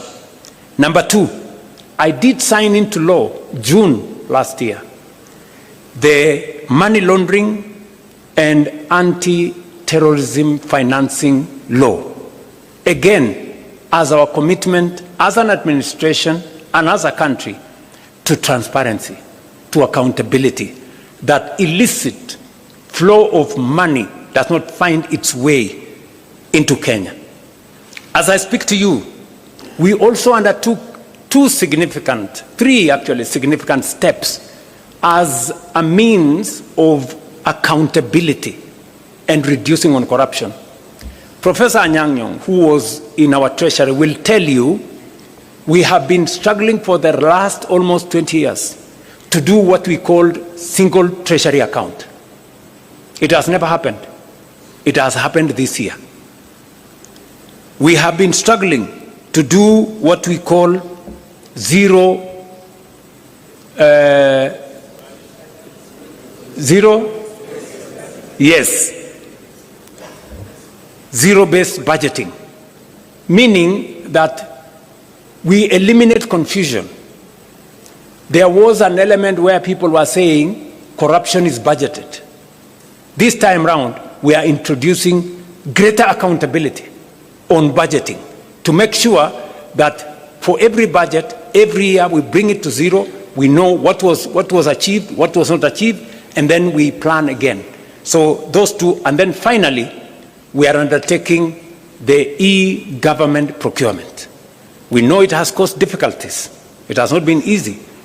But it has not been easy because those people who are used to manipulating things and tenders and what have really fought this matter. We agreed on EGP like 8 years ago. I think it was 2020. It has been in the books. It has never been implemented. We have implemented it this year. Why? Because we want government procurement to be transparent. We want accountability. And we want to know if you are selling to government, are we getting a fair price? Who is supplying the tender? For how much? And it must be open in a portal where all people involved can follow, so that if I don't get the tender, it means I was not the lowest or I did not meet the qualifications. That is what we are doing in matters to do with integrity and making sure that leadership is held to account. Let me also say that we have enhanced the place of the Kenya Anti-Corruption Commission. They have concluded 143 cases, investigations. They have already obtained in the last 3 years 86 convictions. And because we have always been told convictions is a challenge, we have achieved 86 convictions, and especially we have enhanced their capacity to seize assets. We've already obtained assets of 9.8 billion, which have now come back to government, and we are pursuing assets worth 22 billion, assets that were obtained by corrupt means. And we say those assets must be surrendered to the government of Kenya. On the fourth item that I wanted to speak to is on the matter of debt. In fact, if you look at the 10-point agenda, there was a bullet, standalone, national debt. The national debt has been a very big challenge to Kenya. In fact, debt almost brought our country to its knees.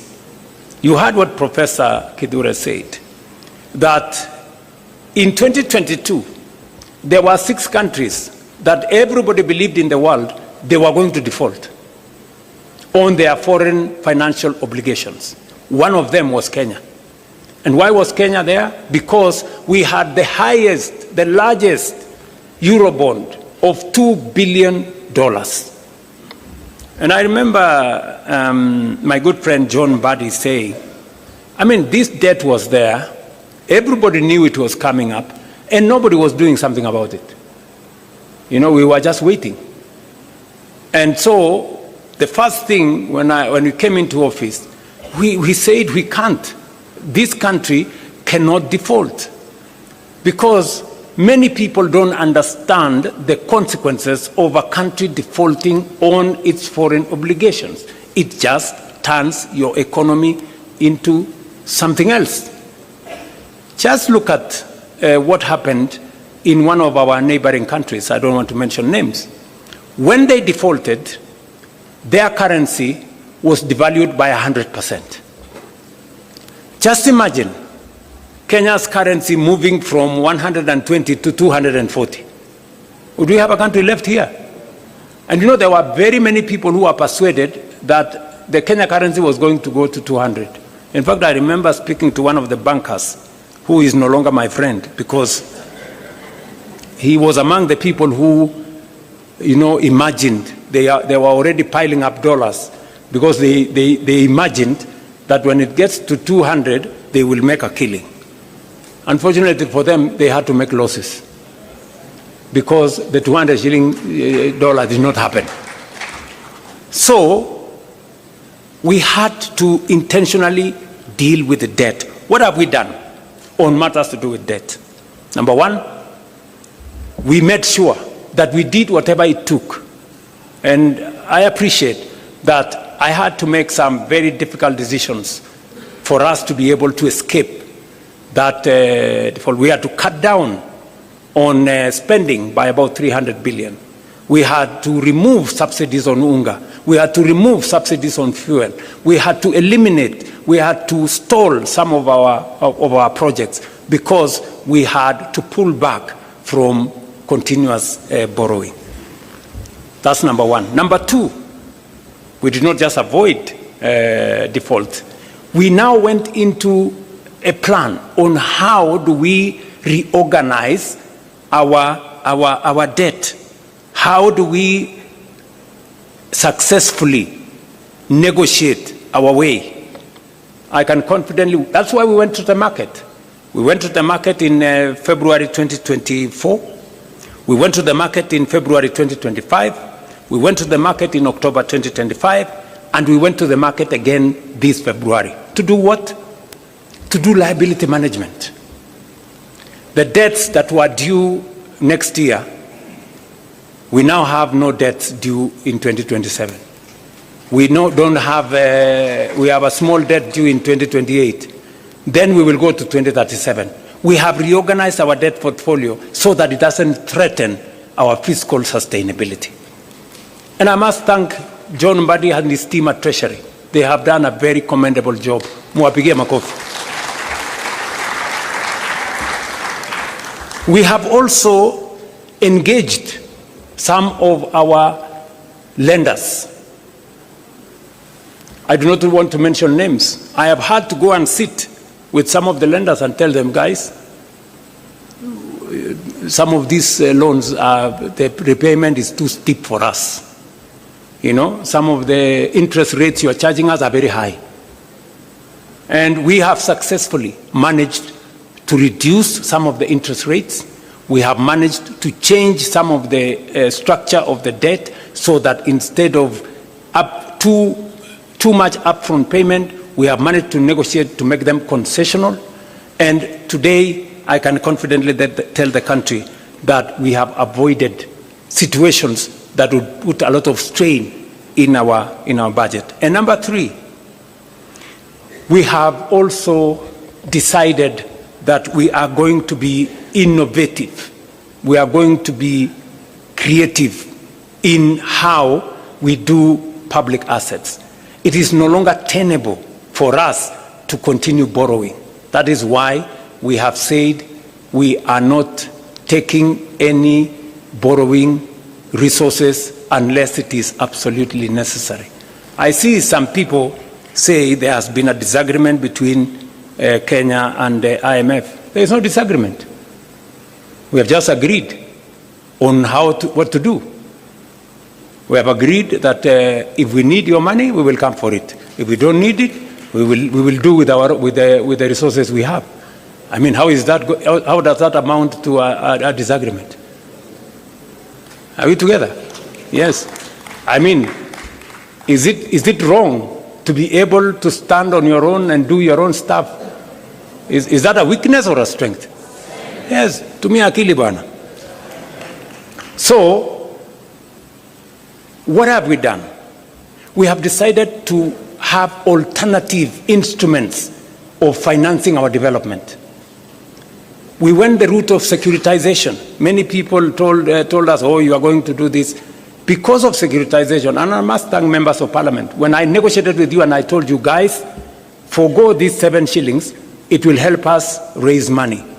We raised 175 billion shillings. We returned all the contractors to our roads. We paid them. Today, we have 6,000 kilometers of road going on in Kenya. We have 90% of our contractors are back on site, and new roads are now being contracted because we decided not to continuously depend on the budget. We looked for alternative instruments of financing our road infrastructure. We are doing the same with Talanta. We are doing the same. Look, when I say innovative, I was explaining today in the morning, how did we decide to finance Talanta? The sports fund has been a fund that has been there forever. That sports fund has not achieved much because you find a few, a small project there. Most of the money is lost. Another project there, so you some cabro in some place, some gate in some place. We decided that instead of spending this money with no accountability, let us consolidate it and do a big project. Today, and somebody was saying, oh, William Ruto has pledged for 15 years money from the sports fund. Yes, we have done it. But at least we have Talanta Stadium complete, standing here. Tell me, sports fund has been there for 20 years. Which other project has it done? Can you show me one project? At least I can show you what it's going to do for 15 years. Are we together? Yes, that's how innovation works. How are we building bombers? Have you seen any budget have you seen any approval of any line of budget in Parliament for bombers? We are building bombers using the tourism levy. Tourism levy has never done anything for this country for the last 30 years. Nothing. Kuna kitu mara sijui nini naenda kusponsor kitu moja hapo, naenda kusponsor pale, nagawiwa sijui waziri achukue pesa ngapi, sijui nani achukue pesa ngapi. Today, that money is building bombers.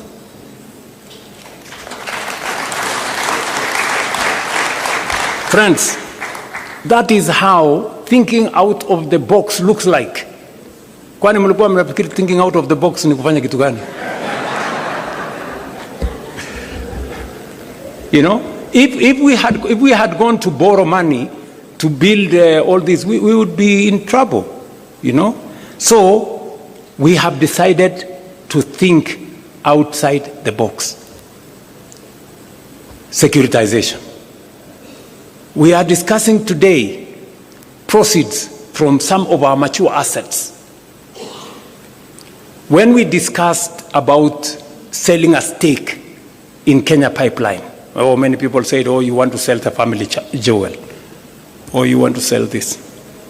We've done privatization before. We privatized Kenya Airways, we privatized KICC, we privatized Safaricom, we privatized I don't know which company. But today, we cannot account for the proceeds of that privatization. We are doing it differently. And that is why Parliament passed the National Infrastructure Fund. It is not an experiment, as I said yesterday.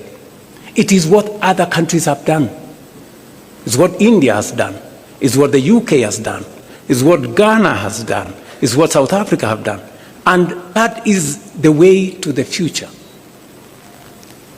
This morning, Leo, I rang the bell at Nairobi's Securities Exchange, and we collected 106 billion from the sale of our stake in Kenya Pipeline IPO. And we are going to put that money in the National Infrastructure Fund. You know, let me explain to you. If we don't have the National Infrastructure Fund, the National Infrastructure Fund gives us a different leverage. It multiplies that 106 billion 10 times. You know, not through magic, no, through innovation, creativity, and financing. And that is how we are going to have additional resources to do our roads, to generate more energy, and to do what our senior here, party leader, was saying. He said, we pretend that there is always an emergency in northern part of Kenya, when we know it's going to happen.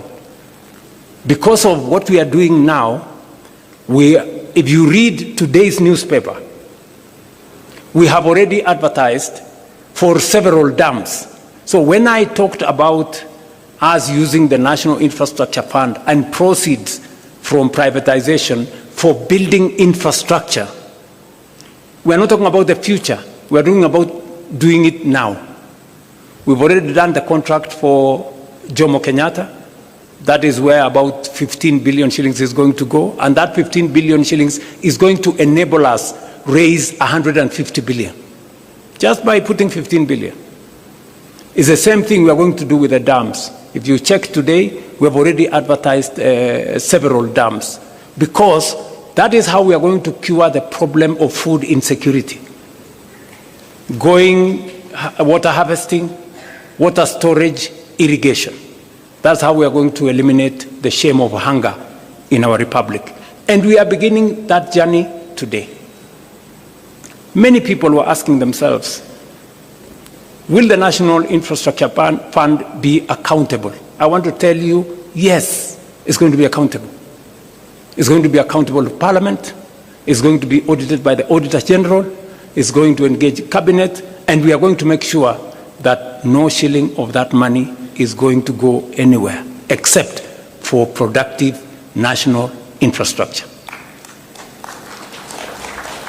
I will be appointing the board tomorrow. The governing council tomorrow. Then they will be the one to competitively recruit the board, because we want to inject transparency into that space. I was saying this in reference to debt, how we are dealing with debt, and how we want to make debt not a threat to the Republic of Kenya. Number one, we have negotiated with our lenders. Number two, we have rearranged, using liability management, the debt portfolio. Number three, we are using different mechanisms to raise revenues for matters to do with the public infrastructure development. We are using private-public partnership. Finally, the Rironi-Mau Summit Road, we are not even investing money from the public. That is being built using private-public partnership. And that is how we are going to grow our country without putting too much burden on citizens on taxation or over borrowing from everywhere. So, national debt. So if anybody was doubting the commitment of the broad-based government or our commitment to the 10-point agenda, I have explained with clarity what we are doing, because we set up this exam ourselves. We wanted the highest standard for ourselves so that we can serve the Kenya people better. Let me go finally to one more issue, and that is the issue of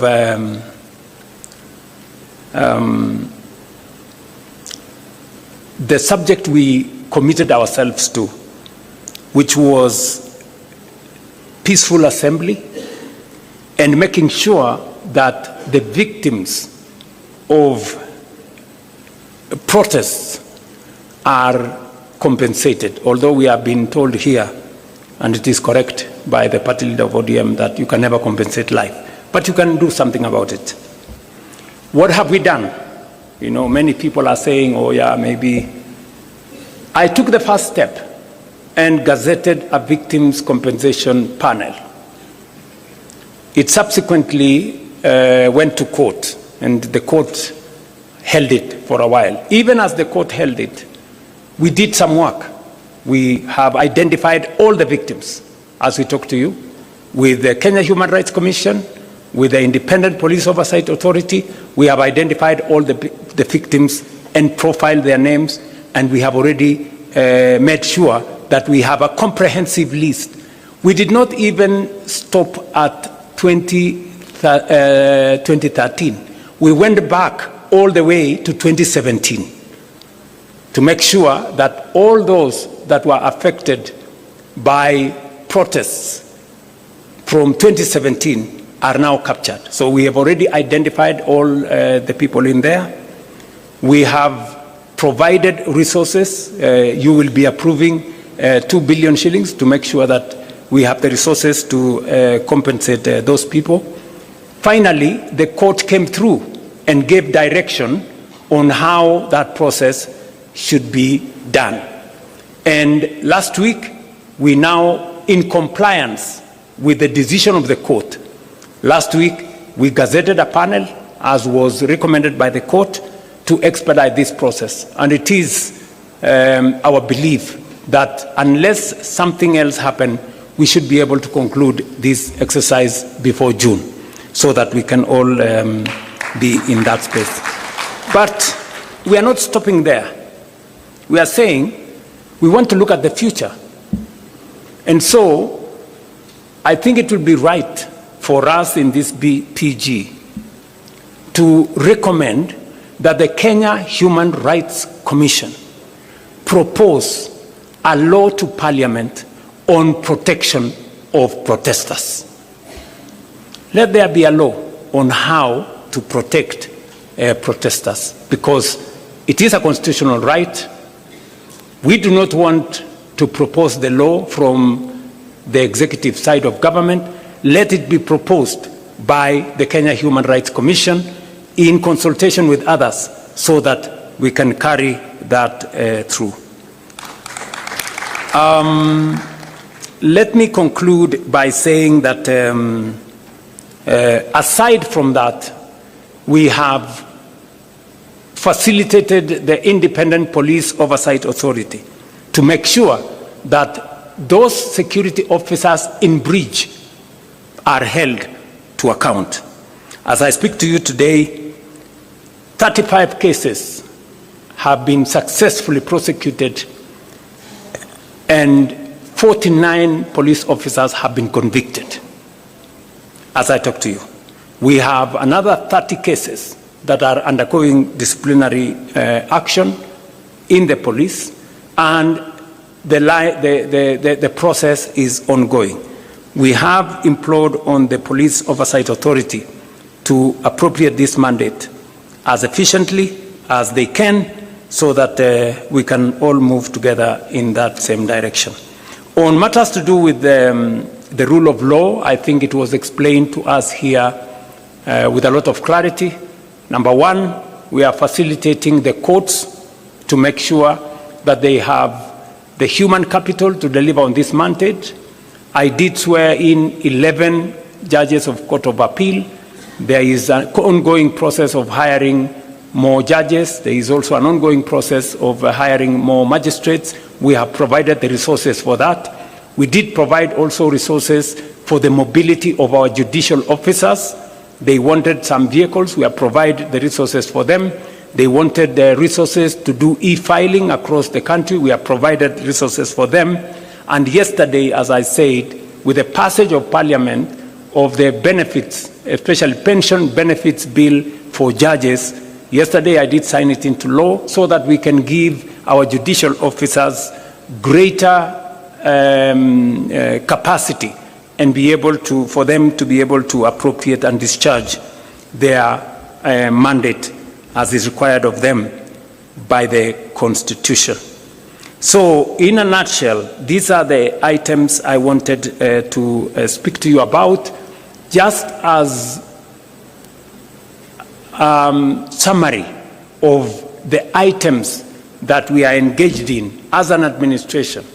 And we are not doing this to satisfy the 10-point agenda. No, we are doing this because it is good for Kenya.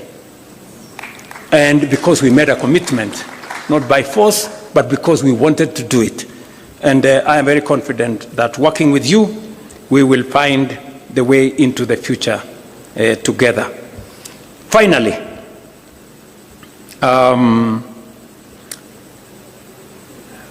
while some initiatives have taken longer due to parliamentary and other judicial procedures, we must now accelerate the passage of the laws that are there in Parliament. And I do recommend that we establish a mediation committee, a broad-based mediation committee, to negotiate between the two houses of Parliament so that we can fast-track whatever is remaining of the 10-point agenda. I know the committee, the Oversight Committee, have requested us to extend their term by only 60 days for them to conclude some of the processes they are doing. And I think it's only fair. They have done a great job. I think it's only fair that we extend that by 60 days. I don't know whether that is agreeable to members here. Will as many as of that opinion say aye? Aye. Will as many of the contrary opinion don't speak? Okay. All right.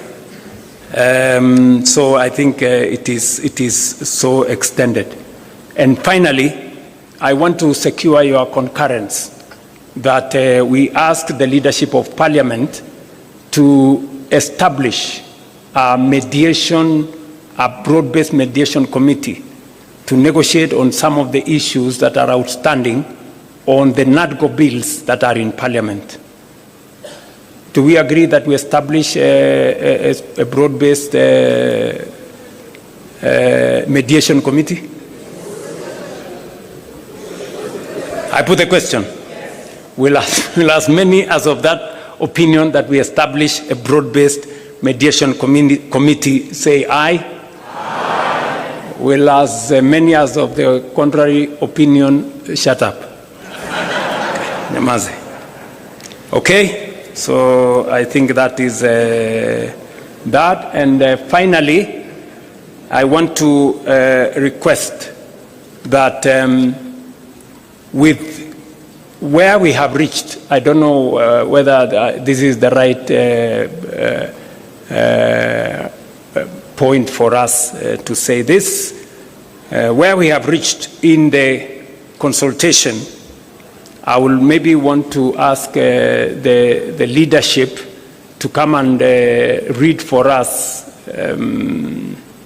the summary of what we have achieved. But let me say the following, because following consultations between the party leader of ODM and myself, on behalf of all of us,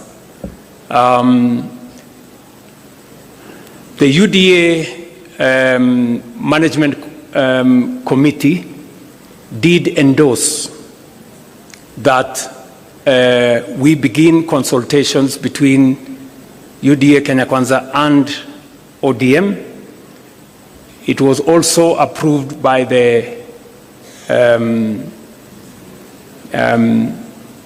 National Executive Committee of UDA, and it was also approved by the National Governing Council of UDA.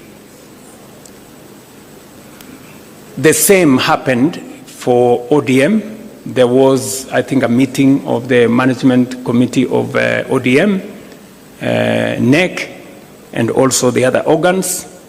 It is my proposal that this PG endorses what was agreed in the organs of ODM and in the organs of UDA as a means of carrying also the decision as endorsed by this joint parliamentary group.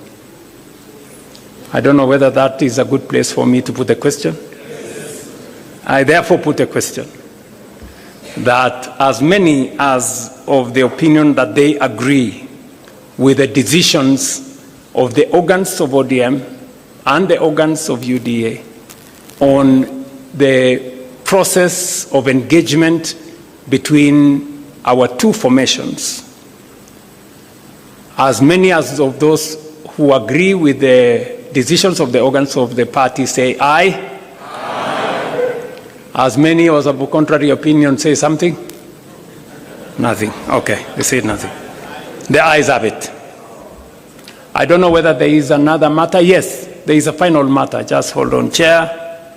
There is a final matter that it is my request and that of the party leader of ODM that as a way of now progressing our consultations in line with the authority given to us by the organs of the party, that this PG endorses the formation of a technical committee to now take the process forward of 4 members from ODM and 4 members from UDA to craft for the party leader of ODM and myself a technical committee to put together how we take this process into the future as recommended by the party organs of the 2 formations.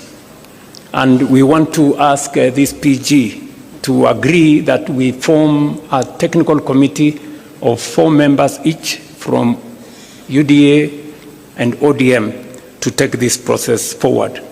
As many as of that opinion say aye. Aye. As many as of a contrary opinion, if they want to say something, they have nothing to say. Okay, the ayes have it. Okay, it is, I think for good record, we should say the ayes have it. I think I have discharged my mandate as permitted by Daktari Senator Oburu Oginga. I did secure his concurrence that I undertake this exercise.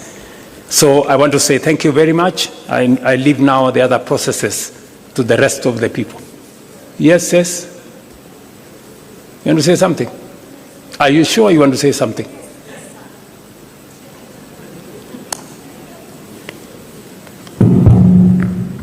Sir, I'm sorry I have to speak before you come down. Please say something about the 2/3 gender rule. It is silent in this report, even under the recommendations of the ZANI committee. They are silent about the way forward. No, it is not there. It's there. Just mentioned. It is there, can somebody read out the Chair, it is there, says. Your Excellency, please let me read for you. We cannot make such a fatal mistake. You know, Your Excellency. Item number 1, constitutional amendment. Yes. Yeah, but so, you know, sir, you know how critical this matter is. Yes. Your pronouncement means a lot to the women of this country. It is very, very important that this is mentioned right here and now. Respectfully. Let me be specific. Let me be specific.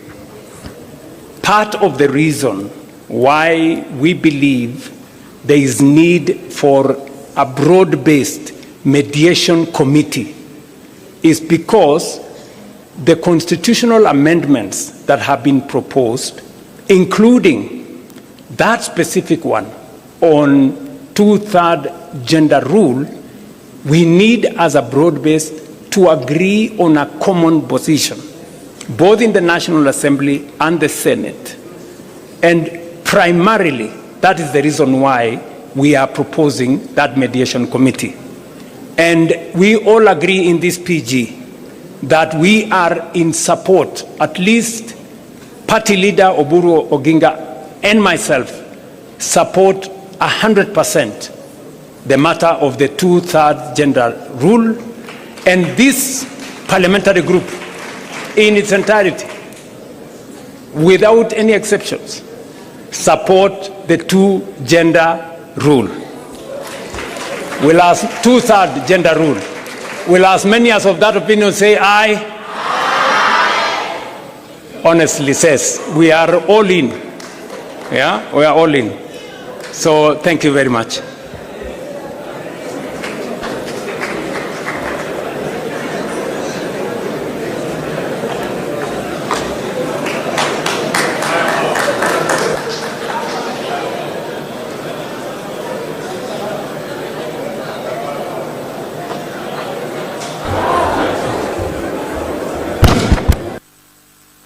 I think His Excellency the President has allowed us to sit down, those who can sit.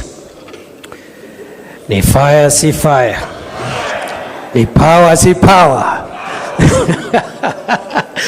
Fire, power. Now, we've run out of time. We will very quickly conclude by acknowledging Your Excellency in this meeting. We have had the attendance of 137 National Assembly members of UDA and 68 from ODM. 137, from UDA and its affiliates in Kenya Kwanza, and 68 from ODM, total 205. Members of the Senate from Kenya Kwanza, 22, and 38 from ODM, total 60. IALA members 3 from UDA and none from ODM. I don't know where the ODM IALA brigade is. The total numbers, National Assembly 162, and from National Assembly 106 from Senate, total both houses 268. Your Excellency, we also have Excellency governors, maybe those who are still here. I see Waigoro, Sakaja, Mungaro, Mtutu, Governor of Lamu. I see some of them have left, and the Chair of the Council of Governors is also present. Your Excellency, because of time, you have had very clearly 2 major presentations. 1, our scorecard as broad-based government. 2, our progress on this long-term issue about the 10-point agenda. Our 2 leaders have spoken, UDA-ODM. So really, unless there is something, maybe a comment or 2, we can take them, and after that, I'll invite the House leadership of the 2 houses to come and flank those who will read the resolutions on behalf of the joint PG. And in the next 3-4 minutes, we can be out of here. Yes, Honorable Luoch, quickly. Honorable Luoch. Thank you, Your Excellency. Thank you, the Vice President, the Deputy President. I have only 2 comments to make, one by way of way forward. The main issue that I want to say is the communication that comes out of here must be clear and succinct in terms of what the 10-point agenda has achieved. Correct. And I think His Excellency, the President, has properly captured this. Yes. Much more than I see on this report, and not because they have done a bad job. I think we must recall this document and capture what the President has said in terms of what has been achieved, so that what goes out to the public captures both what the President has said and what the committee work has done, so that we don't give any room for miscommunication. My second and last point on the issue of governance and the rule of law is to provide for a consideration on how we can strengthen political parties and continue to fund political parties as per the law required. Thank you, Your Excellency. Good job. Can we take a position on that? He thinks the President's explanation has been a little more... Yes. We can do an executive summary and release a dispatch maybe later today. Not immediately now. Release a dispatch on the 10-point agenda in a more comprehensive manner. So members of the press, you will have to wait until later in the day for that dispatch to be issued. And also the funding of political parties, I think we are in concurrence. Will as many of that opinion say aye? Aye. Will as many of contrary opinion say nay? The ayes have it. Right, other than that, any other comment? I think that was a very good input. I think we are good. Please, House leaders, one more from a lady member there. The last one. Yes. A point of correction. Yes. Talanta Stadium is now Raila Amolo Odinga Stadium.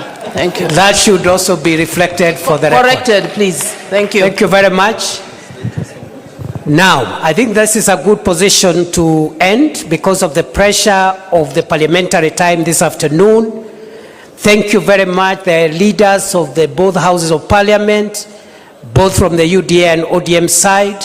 We appreciate your giving us an opportunity to assist in the running of the affairs of this meeting. I now invite the leaders of both houses of parliament from both sides, UDA, ODM, to step forward and we'll get the resolutions read. After that, Gitonga, you will call for the national anthem. We conclude the meeting. Thank you.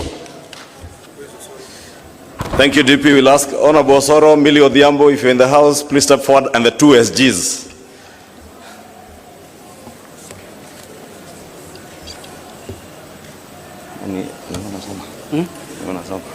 No, you can read page 1, then you can give me the rest. This thing. The resolutions passed. Okay. I will add that. No, where's answer hapa.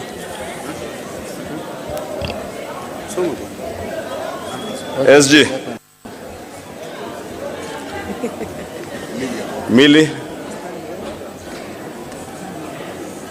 Can come here.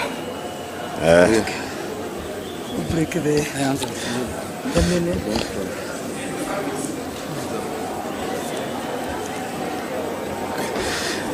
Your Excellency, if you allow me to also acknowledge among us those members who are here, we also have our partners and friends from Jubilee Party who are not part of ODM or Kenya Kwanza and are here, and we truly appreciate them for joining us.